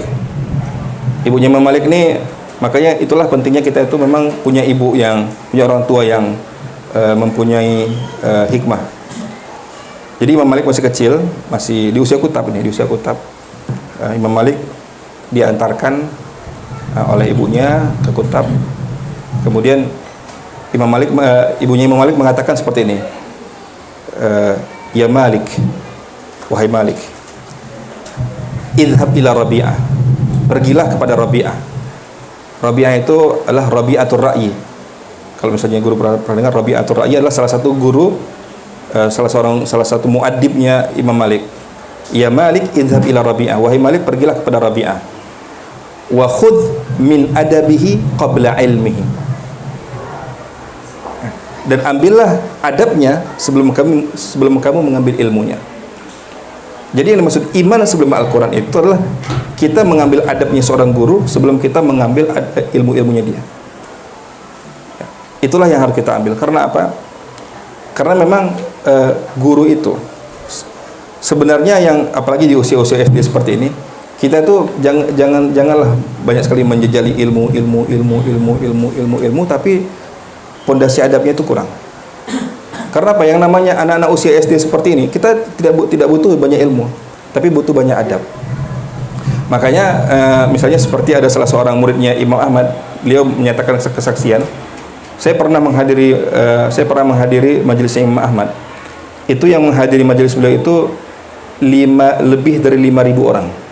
Bayangkan, masya Allah, ya, kalau misalnya ada majelis yang dulu tidak ada mikrofon, dulu tidak ada alat pembantu alat untuk membantu menyampaikan pengeras suara dan sebagainya, itu yang hadir lebih dari 5.000 orang. 5.000 orang. Dan beliau mengatakan apa? Karena beliau ini adalah salah satu muridnya, kalau nggak salah saya namanya Al Hasan bin Ismail. Al Hasan bin Ismail ini termasuk orang yang dekat dengan Imam Ahmad. Saya melihat dengan mata kepala saya sendiri bahwa yang menulis hadis dari Imam Ahmad,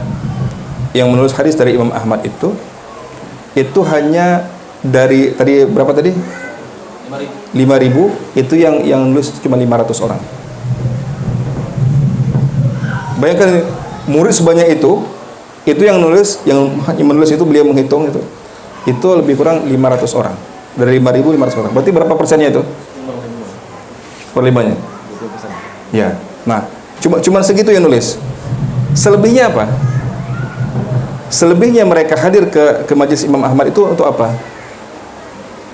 Wal baqun, sedangkan wal baqun dan selebihnya adalah yata'allamuna min husni adabihi wa husni samtihi. Dan selebihnya itu belajar apa? Belajar dari adabnya Imam Ahmad dan belajar bagaimana gesturnya Imam Ahmad. Jadi datang ke majelis ilmu itu bukan hanya kita catat ilmu saja. Orang kan kadang catat ilmu, bukan itu. Tapi bagaimana kita melihat seorang guru? Bagaimana Imam Ahmad itu, bagaimana kelembutannya, bagaimana beliau marah kalau misalnya ada murid yang tidak mendengarkan, bagaimana beliau itu menegur, bagaimana beliau itu tertawa, bagaimana beliau itu bersedih, bagaimana beliau itu menyampaikan kegundahannya. Jadi itu yang kita harus transfer. Makanya di awal tadi saya katakan kenapa pentingnya kita ruhiyah dan kenapa kita pentingnya ada kegundahan di diri kita, supaya apa yang kita lakukan di kelas itu semuanya bisa ditransfer ke anak-anak kita. Bagaimana cara kita? Makanya gini, kalau misalnya kita itu punya masalah di rumah, itu kalau bisa itu kita coba kita netralkan dulu, jangan sampai itu dibawa ke kelas. Kalau tadi mungkin kita lagi marah dengan anak kita di rumah, itu jangan sampai nanti kita bawa itu ke kelas. Atau kalau misalnya kita itu mungkin lagi begitu pulang tadi atau begitu pergi tadi mungkin lagi ribut dengan pasangan kita masing-masing, itu kalau bisa dinetralkan dulu dan sebagainya. Dan kalau kita bisa pergi lebih cepat, bagaimana cara menetralkan itu? Sebelum kita masuk kelas kita tilawah dulu, ya kan? Sebelum masuk kelas itu kita mungkin mau sholat duha dulu. Sebelum misalnya ini nggak sempat, kalau misalnya saya sholat duha itu nggak sempat, atau misalnya kalau misalnya saya itu tilawah itu juga mungkin saya nggak sempat. Bagaimana caranya? Lewatlah di Masjid Baitur Rahim itu, masukkanlah Rp1.000 dengan ya Allah, berikanlah ketenangan dalam hatiku ya Allah. Apa yang bisa kita buat? Kalau misalnya sekarang ini udah ada mobil banking, mungkin ini ada misalnya pembangunan di madrasah Luqmanul Hakim, berapa ya, bisa transfer dan sebagainya. Intinya kita menetralkan itu semua dengan amalan-amalan sunnah kita. Atau mungkin kalau misalnya kita sempat, kita telepon ibu kita, ya misalnya Umi, doakan abang, ya, dan sebagainya. Apapun yang kita lakukan dalam rangka untuk menenangkan hati kita. Jangan kita masuk ke kelas dalam hati kita dongkol. Jangan sampai kita masuk kelas dalam hati kita tuh marah dan sebagainya. Kita netralkan dengan apa? Dengan sedekahkah, dengan sholat duhakah, dengan tilawahkah, dengan kita WA ke ibu kita bilang mohon supaya hari ini abang dimudahkan atau kakak dimudahkan kegiatan-kegiatannya dan sebagainya. Intinya kita itu memberikan hak bagi hati kita, hak untuk kalbu kita itu untuk bisa tenang sebelum kita mengajar anak-anak kita. Nah, teman-teman guru yang dirahmati oleh Allah Subhanahu wa taala, Untuk melihat itu semuanya, saya akan mengajak teman-teman guru yang dirahmati oleh Allah Subhanahu wa taala untuk menenangkan hati kita. Saya ingin mendengarkan Ustaz, siapa kira-kira di antara teman-teman guru yang bisa membacakan surat Al-Furqan? Siapa nih? Teman-teman yang ikhwan. Pak Surya? Siapa Ustaz? Ustaz yang 7 Ustaz. Ustaz Dani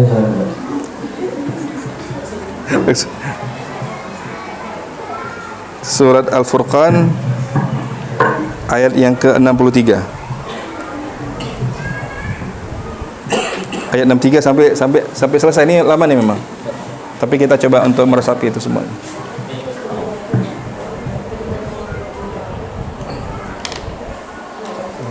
Ya.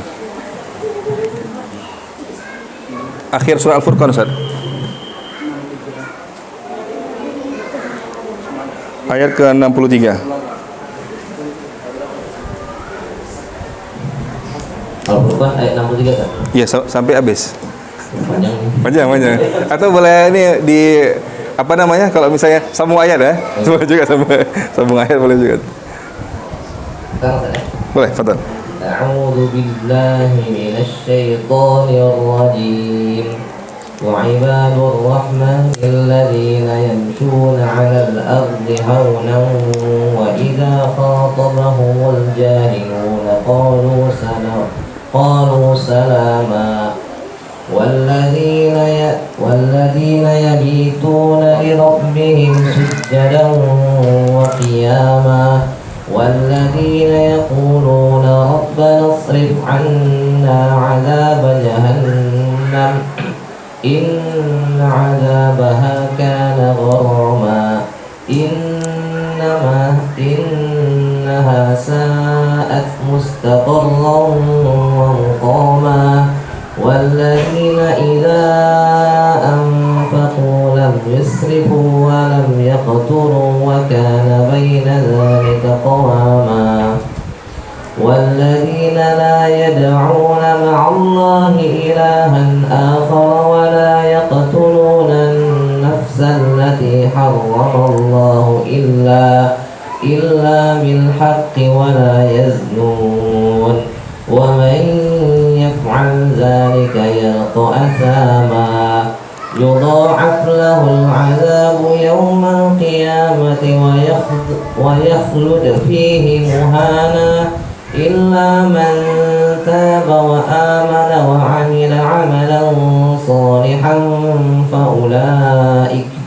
فأولئك يبدل الله سيئاتهم حسنات وكان الله غفورا رحيما ومن تاب وعمل صالحا فإنه يتوب إلى الله متابا والذين لا يشهدون الزور وإذا مروا باللغو مروا كراما والذين إذا ذكروا بآيات ربهم لم يخروا عليها صما وعميانا والذين يقولون ربنا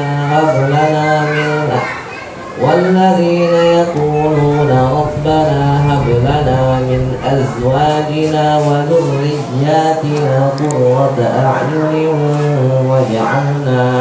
وجعلنا للمتقين إماما أولئك يجزون الغرفة بما صبروا ويلقون فيها تحية وسلاما خالدين فيها حسنت مستقرا ومقاما قل ما يعبأ بكم ربي لولا دعاؤكم فقد كذبتم فسوف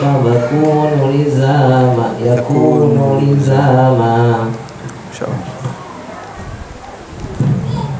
Barakallahu fiik, Ustadz Dani yang sudah membaca itu semuanya dari ayat yang ke Surah Furqan ayat yang ke-63 sampai akhir ayat yang ke-77.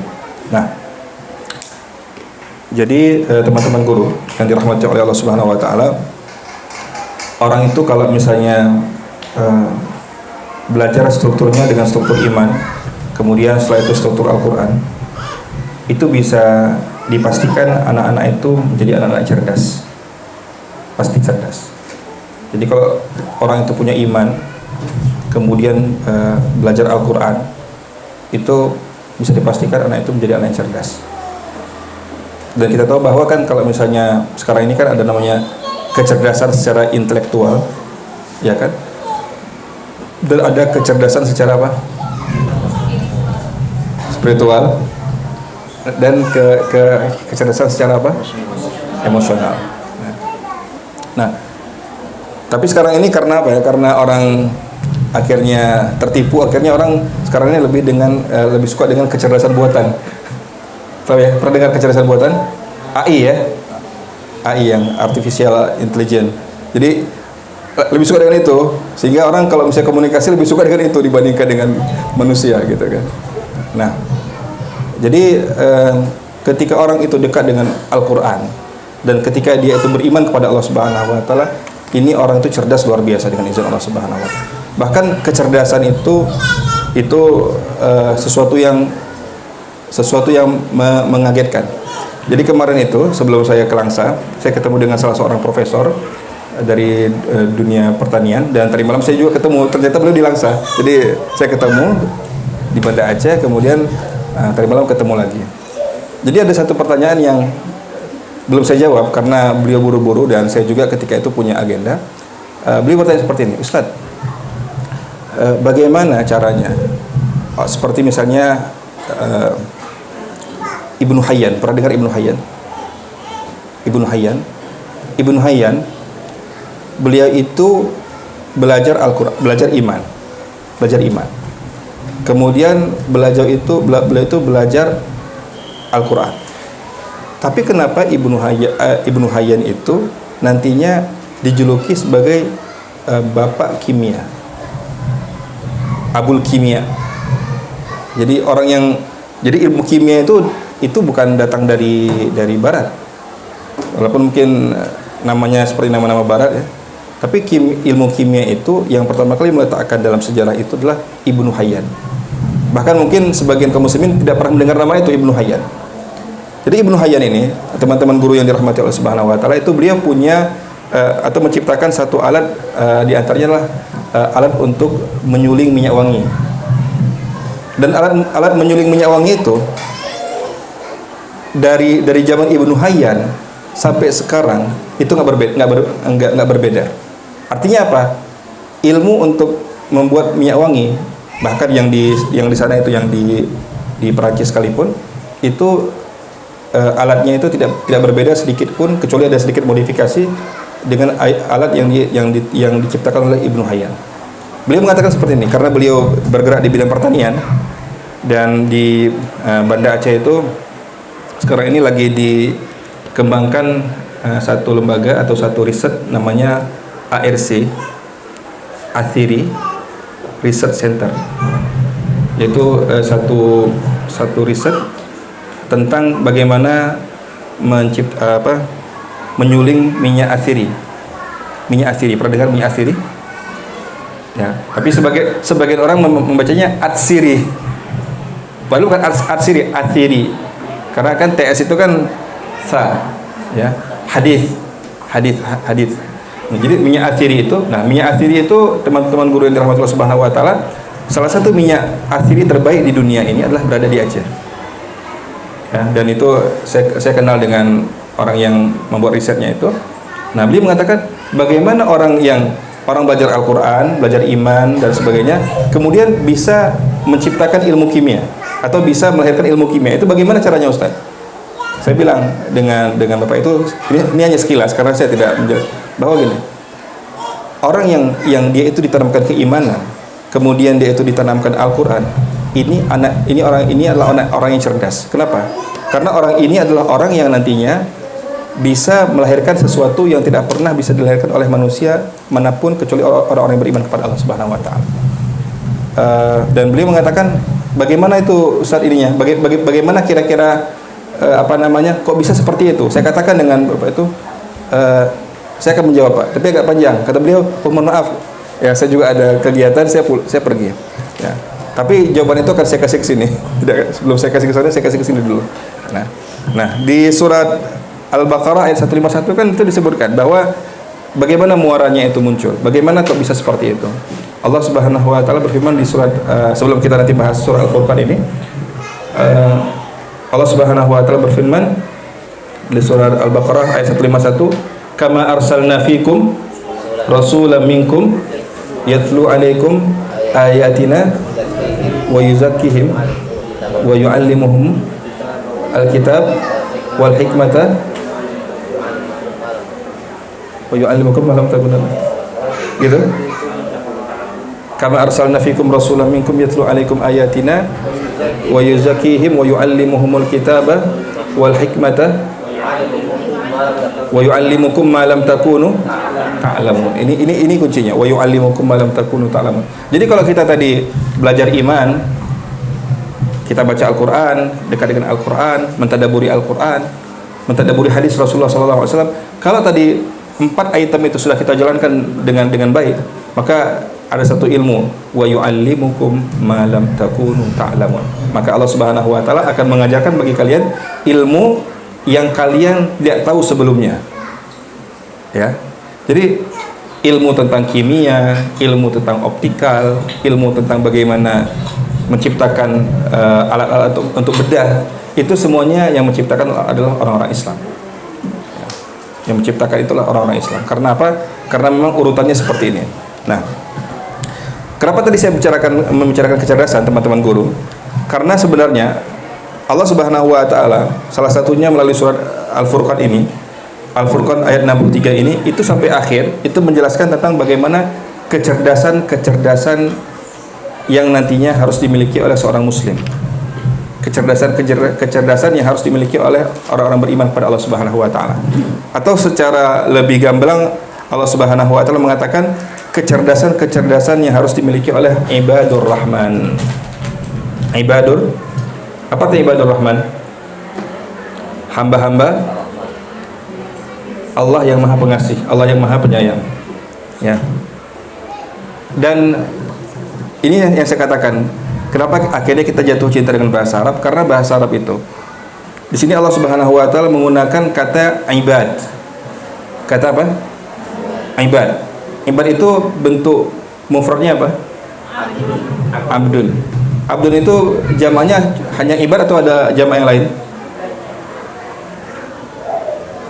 Jamak abdun itu ibad saja atau ada kata yang lain? Apa kata yang lainnya? Ada dalam Al-Quran juga. Apa kata yang lainnya? Ibad. Yang ibadi. Enggak, itu yang ibadi. Jadi kata abdun yang artinya hamba itu punya dua bentuk jamak. Yang pertama ibad, yang kedua apa? Abid. Jadi ibad, abid. Bedanya apa? Bedanya ibad dan abid? Nah, ibad itu kan setelah huruf ba apa? Alif, ya, ibad. Alif itu tegak gini. Itu tandanya apa? Mad ya. Secara ilmu tajwid mad. Nah, jadi setelah huruf ba itu alif, menunjukkan bahwa apa? Kalau misalnya abdun jamaknya ibad, itu orang yang mulia. Ya. Jadi kalau misalnya satu lagi abdun bentuk jamaknya lah abid, setelah ba itu ya itu menunjukkan apa? Bawah. Karena dia bentuknya nggak ke atas gitu, tapi ke bawah. Jadi hanya dari bentuk huruf saja itu kita bisa tahu bahwa ini baik, ini kurang baik, atau ini buruk. Jadi kalau dikatakan ibad, maka perhatikan setiap kata-kata ibad dalam Al-Quran itu menunjukkan kepada orang-orang yang beriman dan orang-orang yang diberikan izzah oleh Allah Subhanahu wa taala. Tapi kalau misalnya kata-kata abid itu dimunculkan bagi hamba-hamba Allah Subhanahu wa taala yang ingkar kepada Allah Subhanahu wa taala. Wama ana bidzallamin lil abid. Ya, jadi ketika bicara tentang abid itu adalah orang-orang yang hina, orang-orang yang dimurkai oleh Allah Subhanahu wa taala. Sedangkan di sini Allah Subhanahu wa taala mengatakan apa? Ibad wa ibadur rahman. Artinya yang muncul setelah ini sifat-sifat mulia atau sifat-sifat buruk? Mulia, pasti mulia. Karena apa? Wa ibadur rahman. Wa ibadur rahman alladzina yamshuna 'alal ardi hauna. Dan hamba-hamba Allah Subhanahu wa taala yang Maha Pengasih, yamshuna 'alal ardi hauna, yang berjalan di atas permukaan bumi ini hauna. Apa arti hauna? Haun. Jadi haunan ini secara harfiahnya artinya apa? Dan hamba-hamba Allah Subhanahu wa taala yang Maha Pengasih itu berjalan di atas permukaan bumi dalam keadaan apa? Tenang. Ya kan, hauna, tenang. Hudu, sakinah, tumanina, waqar. Ya kan? Nah, jadi gini, dan kata-kata itu kadang-kadang sering salah ditafsirkan oleh sebagian orang. Oh, berarti kalau misalnya hudu itu gimana? Kalau misalnya kita pikirkan kalau misalnya jalannya itu tenang itu gimana? Tenang gitu kan. Apa kalau misalnya orang bilang slow ya? Slow gitu kan.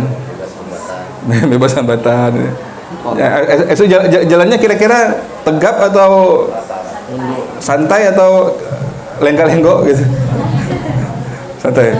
Santai. Nah, dan itu gini, makanya kan dalam Syama'il Al-Muhammadiyah dikatakan bagaimana cara jalannya Nabi. Kenapa cara jalannya Nabi saja itu disorot? Karena cara jalannya Nabi itu saja itu punya izah tersendiri. Ya kalau misalnya bahasa sekarang kan body language, lughatul jasad. Jadi lughatul jasad itu penting, ya. Jadi kalau misalnya ada orang yang kalau misalnya lagi ngomong terus dia kayak gini itu artinya apa tuh? Ngantuk, melamun, itu menghayal dan kayak gini. Bukan bisa gini. Nah, itu kan beda loh. Berarti dia nyimak dan sebagainya. Apalagi kalau misalnya dia tuh manggut-manggut. Manggut-manggut itu artinya tapi kata tak paham juga. Iya kan, ya kalau misalnya orang langsung beda lagi kan, ya kan aja lah gitu kan, daripada lama-lama ya kan aja lah gitu kan. Bisa jadi kayak gitu. Jadi gestur itu penting. Bagaimana Rasul berjalan. Nah, banyak orang yang salah kaprah. Makanya itu kita pentingnya ilmu dan pentingnya sirah itu. Bagaimana Rasul berjalan. Karena pernah di zaman Umar itu kan pernah ada seorang pemuda yang jalannya itu loyo. Slow loyo gitu kan. Ya. Kemudian Umar mengatakan, "Wahai fulan, kamu jalannya kok kayak gitu?" Apa kata dia? Allah mengatakan apa? Wa ibadur rahman alladzina yamshuna 'alal ardi hauna.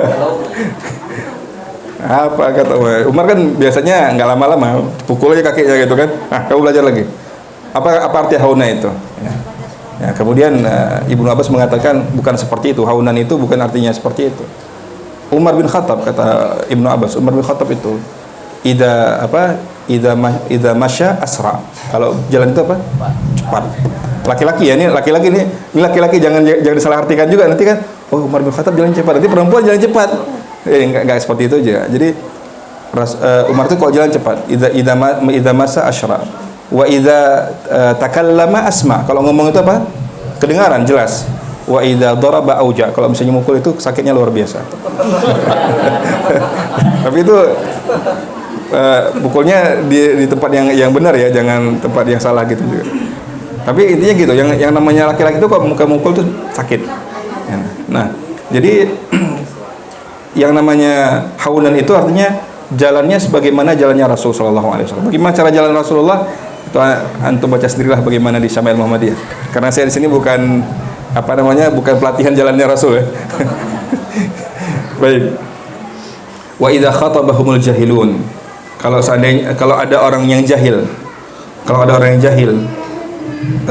berbicara kepada dia, maka dia akan menjawab qalu salaman. Dia akan menjawab salaman. Iya. Selamat. Apa lagi? Semoga selamat, damai, salam damai. Ya. Peace gitu kan. Peace, ya udah kamu. Ya, jadi gitu. Nah, jahil itu kalau kata jahil ini kan Imam Syafi'i pernah mengatakan apa? Idza nataqas safihu fala tujibhu fa khairun min ijabatihis sukutu fa in kallamtahu farajta anhu wa in khallaitahu kamadan yamutu. Jadi kalau misalnya ada orang jahil, yang orang jahil itu nggak perlulah kita kita balas-balas dia, itu nggak perlu. Karena apa? Kalau kita membalas atau kita itu menjawab omongan orang-orang jahil, itu kita akan turun derajat kita. Ya, maka kita jangan kita balas. Fa khairun min ijabatihi sukutu. Karena apa? Karena orang jahil itu jawabannya apa? Cukup diam saja. Kenapa? Kalau kamu menjawab apa yang dia sampaikan, fa in kallamtahu farajta anhu. Kalau misalnya kamu melayani dia, maka dia akan senang. Fa in kallamtahu farajta wa in idza la taqassafihu fala tujibhu fa khairun min ijabati sukutu fa in kallamtahu farajta anhu wa in khallaitahu kamadan yamutu. Kalau kamu nggak bicara dengan dia, kamu tinggalkan dia, dia itu akan dongkol, mati dongkol dia akan dongkol. Nah, jadi seperti itu. Yang dimaksud qalu salama itu tidak dibalas. Kenapa? Kalau sekarang ini anak-anak muda itu kan ustaz dan ustazah pernah nggak baca buku yang judulnya Filosofi Teras? Pernah dia? Ya, stoik ya, apa ya? Stoikisme. Nah, itu anak muda kan senang kali dengan itu. Nah, itu sebenarnya konsep itu sebenarnya konsep usang itu, konsep, karena itu kan zaman-zaman Yunani sebelum Rasulullah bahkan itu. Ya. Konsep itu sebenarnya ada dalam Islam. Ini kalau misalnya kita belajar ini, wa idza khatabahumul jahiluna qalu salama. Ya. Artinya apa? Hidup kita itu bukan karena kita itu tidak hidup dengan omongan orang lain. Ya. Kita itu hidupnya kita itu tidak berdasarkan omongan orang lain. Jadi wa idza khatabahumul jahilun, kalau misalnya orang-orang bodoh itu mengatakan kita tidak boleh membalas kecuali perkataan-perkataan yang mengandung keselamatan. Sebagaimana yang diajarkan oleh Rasulullah SAW ketika ada orang Yahudi yang melewati rumah Rasulullah, kemudian orang Yahudi itu seolah-olah mengatakan assalamualaikum, tapi yang dikatakan apa? Assalamualaikum. Biar itu didengar, karena yang namanya telinganya wanita itu kan lebih sensitif, dan biasanya wanita itu kan lebih responsif. Jadi yang respon adalah Aisyah radhiyallahu anha. Beliau mengatakan apa? Assalamualaikum wa la'natullahi alaikum ila yaumil qiyamah dan sebagainya gitu kan. Jadi kalau yang namanya wanita itu kan nambah lagi kan, udah kematian laknat sampai tambah lagi bumbunya gitu kan. Pokoknya sampai gosong gitu kan.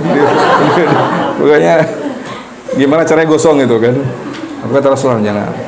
Jangan. Kenapa? Bukan gitu cara jawabnya. Ya itulah kualitasnya mereka, itulah kualitasnya dia. Waalaikum aja udah cukup. Itu kualitasnya mereka gitu. Kualitasnya mereka apa?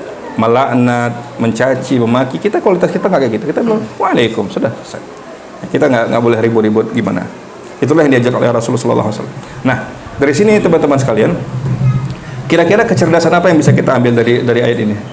Wa ibadur rahman alladzina yamshuna 'alal ardi hauna wa idza khatabahumul jahilun qalu salam. Apa yang bisa kita ambil? Kecerdasan apa? Emosional. Ya kan? Wa idza khatabahumul jahilun, orang bodoh ngomong. Bagaimana kita itu bisa melatih kecerdasan emosional kita?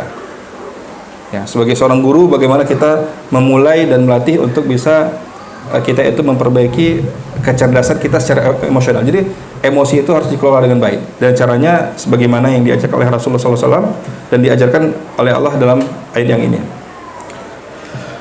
Kemudian walladzina yabituna li rabbihim sujada wa qiyama, yaitu orang-orang yang bangun malam bersujud kepada Allah, dan mereka itu senantiasa untuk mendirikan qiyamul lail. Walladzina yaquluna rabbana shrif 'anna adzab jahannam, yaitu orang-orang yang berdoa kepada Allah Subhanahu wa taala, wahai Tuhan kami, palingkanlah dari diri kami itu azab jahannam. Inna adzabaha kana gharama, sungguhnya azab jahannam itu apa? Berat, pedih, ya. Innaha sa'at mustaqarra wa muqama, sesungguhnya jahannam itu adalah tempat yang paling buruk, dan tempat istirahat yang paling buruk, dan tempat tinggal yang paling buruk. Nah, dari sini kita juga diajarkan tentang bagaimana kita itu bisa membangun hubungan kita dengan Allah Subhanahu wa taala. Dan itu tadi yang disebut dengan kecerdasan secara apa tadi? Emosional sudah tadi. Spiritual. Nah, spiritual itu kita punya hubungan yang sangat dekat dengan Allah Subhanahu wa taala melalui kecerdasan itu. ya kan? Yang spiritual, ya. Nah, jadi kita sekarang ini yang masya Allah ya, masya Allah. Tadi mungkin kurang ilmu, mungkin karena sempitnya ilmu. Kita itu bahkan mengagumi peradaban bangsa lain, pendidikan bangsa lain. Misalnya, kalau misalnya sekarang ini yang dikatakan pendidikan apa yang diagung-agungkan sekarang ini? Jepang, apalagi? Australia termasuk? Jerman, Kanada gitu. Kalau misalnya di timur berarti Jepang ya. Jepang setuju ya? Kok Korea bisa nggak diterima sebagai Korea nggak ya? Korea juga? Apa? Semua terima. Kalau misalnya Korea kan biasanya bukan ini ya, bukan pendidikan biasanya ya, fashion dan food ya. Ada nggak di sini Korean food di Langsa sekarang? Udah ada? Oh udah ada ya Korean food. Berarti udah nggak laku lagi gulai peliu udah nggak laku lagi ya? Laku juga. Yang laku bagi orang-orang yang umurnya mungkin atas gitu. Kalau anak-anak muda nggak laku lagi ya. Kalau di apa dikasih di sini ada apa namanya makanan Jepang apa namanya? Sushi Jepang ya? Ramen ya. Ini di sini ada ramen, di sini ada michalu. Kira-kira mana yang dipilih nih ramen? Michalu ya? Michalu tuh mie balap. Nah, jadi kalau misalnya di sini ada mie balap dan di sini ada ramen, mana yang dipilih anak muda sekarang? Ramen ya? Ramen, jelas ramen itu. Nah, jadi Korea itu bukan kiblatnya pendidikan dia sebenarnya. Kiblat pendidikan sekarang kan Jepang ya, kalau timur Jepang. Kemudian apalagi kalau misalnya di Eropa, Finlandia ya. Ya, Finlandia. Saya tadi mau menunggu kata-kata Finlandia karena memang jangankan yang lain. Amerika saja belajar tentang pendidikan itu ke Finlandia. Amerika itu belajar ke Finlandia. Nah, satu hal yang mungkin tidak diajarkan di Jepang, tidak diajarkan di Finlandia tadi adalah betul mereka itu belajar tentang mungkin ada yang namanya adab. Mereka belajar adab nggak di Jepang? Ada belajar adab. Bagaimana menghormati guru, menghormati orang tua, bagaimana bersahabat dengan alam, ya kan? Bagaimana antri gitu kan? Bagaimana apalagi disiplin dan sebagainya. Itu mereka ada. Tapi yang tidak ada di pendidikannya Jepang dan tidak ada di pendidikannya di Finlandia itu apa? Hubungan spiritual. Kalaupun ada itu terbatas dan itu tidak diajarkan di sekolah-sekolah, tidak diajarkan di lembaga-lembaga pendidikan. Hubungan dengan Allah Subhanahu Wa Taala.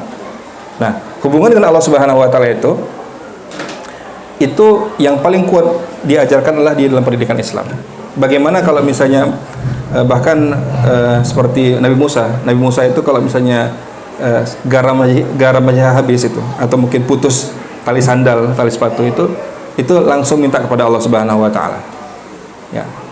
Bagaimana di hal yang paling sepele saja itu kita harus minta kepada Allah Subhanahu Wa Taala, apalagi hal-hal yang besar kita harus minta kepada Allah Subhanahu Wa Taala. Nah, hubungan spiritual itu, teman-teman guru, itulah ilmu yang sangat mahal. Kenapa? Karena ujung-ujungnya dari pendidikan Jepang itu apa? Ini ilmunya sudah bagus, akhlaknya sudah bagus. Tapi ketika mereka itu merasa di puncak keputusasaannya, apa yang mereka lakukan? Atau ketika mereka itu mungkin merasa kalah, maka mereka itu akan bunuh diri. Jadi yang kita bangga-banggakan Jepang itu hebat teknologinya, iya teknologinya luar biasa, kita salut, angkat tangan. Bahkan memang bisa dikatakan sebahagian dari ibadah kita itu tergantung dengan buatan-buatan Jepang. Ya kan, betul kan? Ya dengan dari AC-nya, dari jamnya gitu. Bahkan buatan Jepang itu lebih dihormati dibandingkan seorang imam. Betul nggak? Jadi produk Jepang itu lebih dihargai dibandingkan seorang imam. Betul nggak? Apa contohnya? Waktu komat. Jadi sekarang kalau misalnya dalam konsep Islam, komat itu kapan dikumandangkan? Bukannya 7 menit, 8 menit kan biasa gitu kan? Komat dikumandangkan 7 menit, 8 menit, 10 menit gitu kan? Enggak gitu. Dan itu juga pentingnya imam itu punya fikih, punya ilmu. Jadi kalau dalam Islam itu qomat itu dikumandangkan kalau imam atau imam syi atau imam rawatibnya itu datang. Begitu kelihatan mukanya, misalnya dia makanya yang namanya imam rawatib itu dia tidak sholat di dalam masjid. Ya kan, dia tuh sholatnya dah di rumah. Seperti Rasulullah dia sholat di rumah dan sebagainya. Nanti ketika dia datang, nah begitu dia datang wajahnya nongol saja depan pintu, itu langsung langsung bangun yang ini muazinnya qomat. Ya, begitu dia datang mau menuju ke mihrab itu langsung qomat. Seperti itu. Tapi kalau sekarang enggak, imamnya nunggu jam. Tet baru Allahu Akbar. Jadi produk Jepang itu lebih dihargai dibandingkan seorang imam. Nah, sekarang ini produk Jepang itu lebih dihargai dibandingkan seorang imam. Gimana tuh model peradaban seperti itu gitu?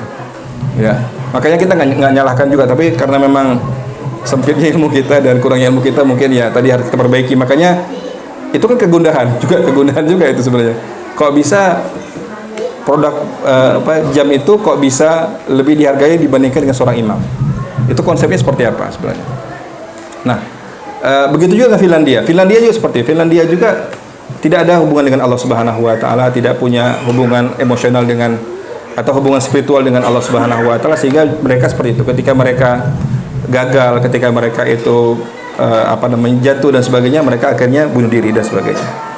Nah, saya tidak bicara tentang Jepang, saya tidak bicara tentang Finlandia, karena kita memang fokus pada bagaimana pendidikan dalam Islam, bahwa ilmu yang paling penting itu adalah ilmu yang dia itu mendekatkan diri kepada Allah Subhanahu wa taala. Makanya Imam Ahmad mengatakan apa? Imam Ahmad mengatakan bahwa ujung dari ilmu itu apa?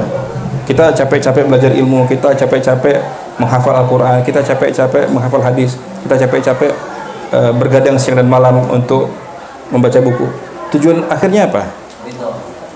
Ridho. Ya, kalau kata Imam Ahmad apa? Innamal ilmu khasyatullah. Ujung dari ilmu itu apa? Takut pada Allah Subhanahu wa taala. Jadi percuma saja kita itu mungkin mau hafal Al-Quran, mau hafal hadis, kalau kita itu nggak pertama takut pada Allah Subhanahu wa taala. Karena ujung dari ilmu itu takut pada Allah Subhanahu wa taala. Ya. Apa itu ada di pendidikan lain? Ujung dari pendidikan Jepang takut kepada matahari gitu dah. Ada. Jadi ujung dari pendidikan Jepang menghormati matahari nggak ada. Ujung dari pendidikan Finlandia apa ini? Agamanya apa atau apa kepercayaannya? Dewa ya. Nah, apakah ujung dari pendidikan Finlandia itu adalah bagaimana semakin mendekatkan diri kepada Zeus misalnya, atau semakin mendekatkan diri kepada Thor, Thanos apa gitu? Thanos itu dewa nggak, bukan? Ya. Hah? Apa? Norwegia apa? Thanos apa? Thor. Nordik. Itu apa nih mitologi Nordik? Kalau dulu saya itu masih SD itu apa majalah Obelix ya? Ada nggak Obelix itu? Obelix ya. Dewa Viking ya. Itu nggak ada gitu, nggak ada. Jadi yang namanya apa? Yang namanya pendidikan Islam itu mendekatkan diri pada Allah Subhanahu. Innamal ilmu khasyatullah. Itu ujungnya. Nah, kalau misalnya tadi ujungnya kita innamal ilmu asyahadah, ujungnya ilmu itu adalah apa tadi? Syahadah itu apa? Ijazah. Jadi ujung ilmu itu apa? Untuk ijazah. Ujungnya ilmu itu apa? Untuk al-laqab al-akademiki, untuk apa namanya gelar akademik. Itu udah salah kaprah. Kenapa? Karena Imam Ahmad mengatakan innamal ilmu khasyatullah. Ujung dari ilmu itu adalah khasyatullah, dan itu sesuai dengan firman Allah Subhanahu wa taala, innama yakhsyallaha min ibadihi al-ulama. Ya, ujungnya dari ilmu itu adalah takut pada Allah Subhanahu wa taala. Nah, itu yang kedua, tadi ada kecerdasan secara apa tadi? Emosional kita. Kemudian kecerdasan secara spiritual. Kemudian di surat di selanjutannya di ayat yang ke-67, walladzina idza anfaqu lam yusrifu wa lam yaqturu wa kana baina dzalika qawama. Yaitu orang-orang yang ketika menginfakkan, Arti infak itu apa? Jadi infak itu artinya adalah ini ada hubungannya dengan harta. Yang namanya infak kan hubungan dengan harta. Kalau tadi misalnya sedekah itu luas ya. Jadi sedekah itu bukan hanya dengan harta. Makanya dikatakan oleh Rasulullah SAW, tabassumuka fi wajhi akhika laka sedekah. Ulikulli tasbihatin sedekah, ulikulli takbiratin sedekah kan. Jadi sedekah itu lebih luas. Kalau misalnya infak itu umum. Dan biasanya infak itu lebih khusus. Infak itu biasanya berhubungan dengan harta. Tidak dikatakan infak kecuali ada hubungan dengan harta, betul nggak? Ya. Ada nggak dikatakan misalnya saya mau infakkan tenaga saya, ada nggak? Ada mungkin secara bahasa, tapi secara ininya, secara yang lebih pasnya adalah infak itu dengan harta. Nah, walladzina idza anfaqu, yang namanya infak itu bukan artinya gini, bukan infak yang ada dalam benak kita. Kalau misalnya disebut infak itu biasanya apa yang terpikir di benak kita? Infak masjid, infak menyantuni anak yatim, ya kan? Infak untuk apa? Untuk sekolah, ya. Tapi infak itu luas. Nah, salah satu infak itu artinya kalau misalnya sekarang ini adalah bagaimana kita itu bisa mengelola apa? Manajemen apa? Harta. Manajemen harta, mengelola harta. Ya. Kenapa? Karena salah satu PR di generasi kita itu adalah bagaimana mengelola harta.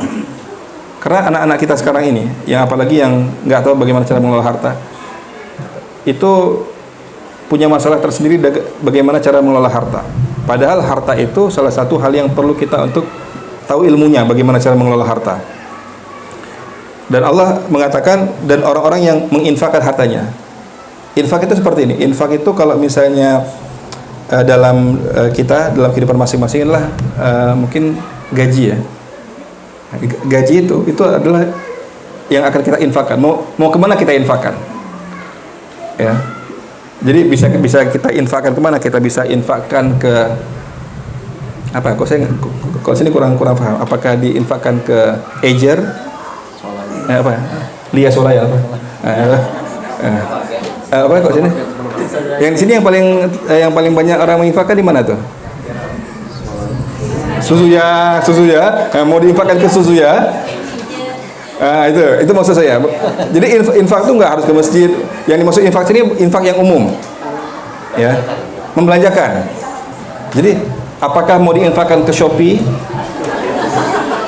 Bisa kan? Infak secara bahasa Arab, bukan secara. Jadi saya hari ini mau infak ke Shopee berapa sekian gitu kan? Infak ke Tokopedia sekian, ya kan? Infak ke mana lagi gitu kan? Suzuya tadi ya, sekian. Nah, kemana lagi? Pajak ada ya? Ya, infak ke pajak sekian gitu kan. Infak ke, karena saya hidup zaman dulu, kok saya mungkin apa? Kok sini apa makanan yang terkenal apa sini? Enggak, maksudnya apa yang jadi idola anak muda apa tuh? Kebab ya, apa diinfakkan ke kebab gitu. Ataukah diinfakkan ke apa? Kok warkop. Ya. Jadi infak tuh. Nah, jadi bagaimana cara kita itu menginfakkan harta kita? Itu juga ada kecerdasan secara apa? Finansial. Ya kan, kecerdasan secara finansial perlu itu. Ya. Makanya salah satu konsep utamanya adalah walladzina idza anfaqu, dan orang-orang yang menginfakkan hartanya lam yusrifu. Israf, apa israf? Tidak apa? Boros. Jadi intinya harta itu nggak boleh boros. Tapi juga walam yakturu, tapi juga tidak boleh apa? Imsak, tidak boleh bakil juga. Jadi nggak boleh kikir juga. Jadi nggak boleh juga boros, nggak boleh kikir. Itu gimana caranya tuh? Borosnya enggak, kikirnya juga enggak. Ya.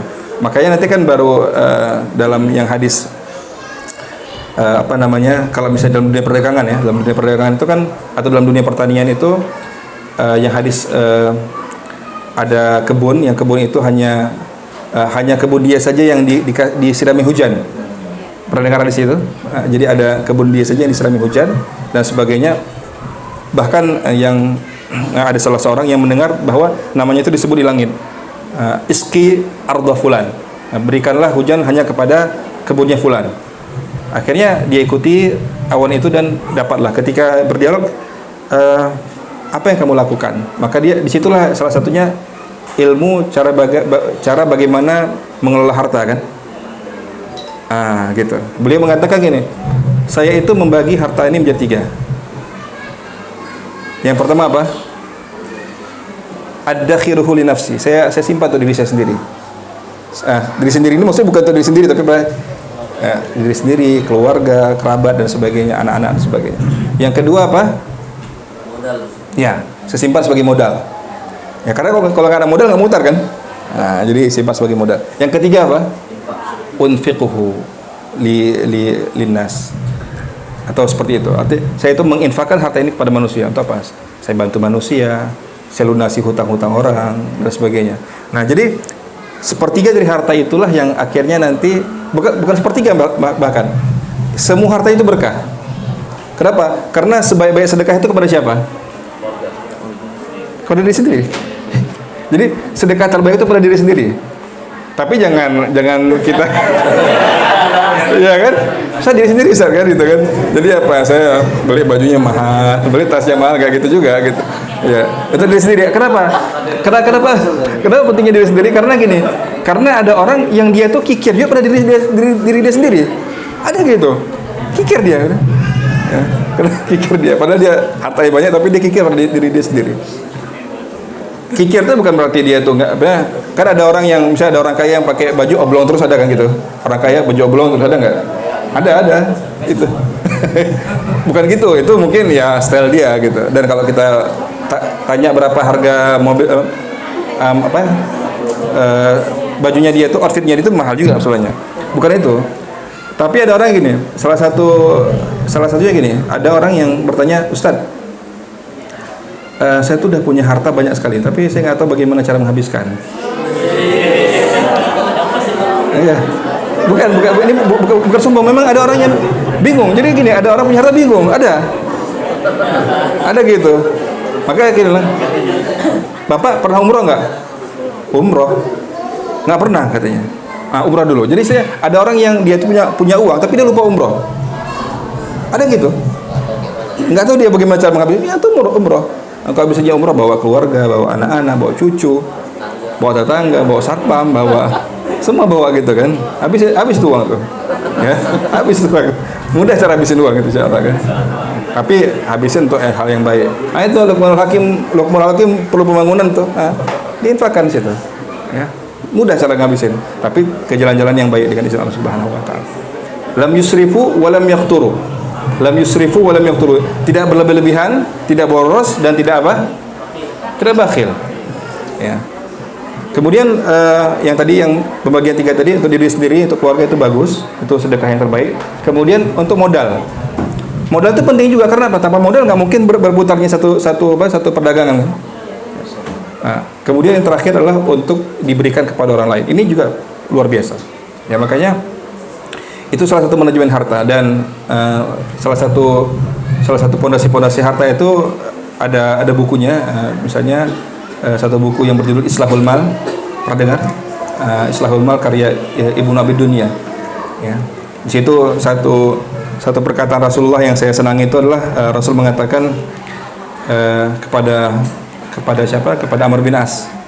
Pernah dengar ya? Rasul mengatakan pada Amr bin As, Amr bin As baru saja masuk Islam 4 bulan. Ya, kata Rasul sallallahu alaihi wasallam, saya ingin mengutusmu untuk pergi dalam peperangan Zatus Salasil. Padahal beliau baru masuk Islam. Bayangkan, baru masuk Islam, dulu musuh Islam yang luar biasa, tapi Rasul mengatakan kepada Amr bin As, saya akan mengutusmu untuk pergi ke Zatus Salasil, untuk perang Zatus Salasil. Dan di sana itu kata Rasul sallallahu alaihi wasallam, kamu pasti menang. Nah, bayangkan enak gitu ya. Kalau kita perang terus dijamin menang, enak ya. Tapi ada umat yang dia itu perang dijamin menang, nggak mau dia perang. Iya, Nabi Musa kan juga sudah dijamin menang. Kamu datang ke sana, kamu akan menang. Tapi mereka nggak mau. Nah, kalau misalnya Amr bin As mengatakan kamu akan saya utus ke sana dan kamu pasti menang dan kamu akan mendapat ghanimah yang banyak. Apa kata Amr bin As? Wahai Rasulullah, masa saya baru masuk Islam terus saya itu bukan perang. Beliau bukan takut perangnya, tapi apa? Masa saya itu langsung dapat ghanimah? Karena kan yang namanya ghanimah kan dapat ghanimah yang banyak juga. Ya. Masa saya dapat ghanimah? Saya baru masuk Islam. Apa kata Rasulullah SAW? Ni'mal malus salih lil abdis salih. Itu kata Rasulullah SAW. Sebaik-baiknya harta itu berada di tangan orang yang soleh. Jadi sebaik-baik harta itu berada di tangan orang-orang soleh. Kalau sekarang ini apa yang kita lakukan, bahwa orang yang kaya-kaya sekarang itu orang yang soleh atau orang nggak soleh? Enggak, kalau yang ada di Indonesia aja lah, misalnya orang-orang. Nah, kalau di Langsa saya nggak tahu apakah soleh atau nggak soleh, saya nggak berani ya. Langsanya nggak takut, saya takut dia nanti nggak bisa balik nanti malam atau nggak bisa balik besok, saya khawatir. Kalau Langsa saya nggak mau komen gitu kan, apalagi 2024 hampir dekat gitu kan, saya agak ngeri nih. Tapi yang namanya orang-orang kaya di Indonesia kan itu kan identiknya nggak soleh kan, nggak soleh. Identik nggak soleh. Jadi dan sebaik-baik harta itu berada di tangan orang soleh. Kata Rasulullah, sebaik-baik harta itu adalah harta yang berada di tangan orang soleh. Ya. Bagaimana itu semuanya nanti insya Allah mungkin kita lanjutkan Ustaz setelah jam 10. Kita mau coffee break dulu dan sebagainya.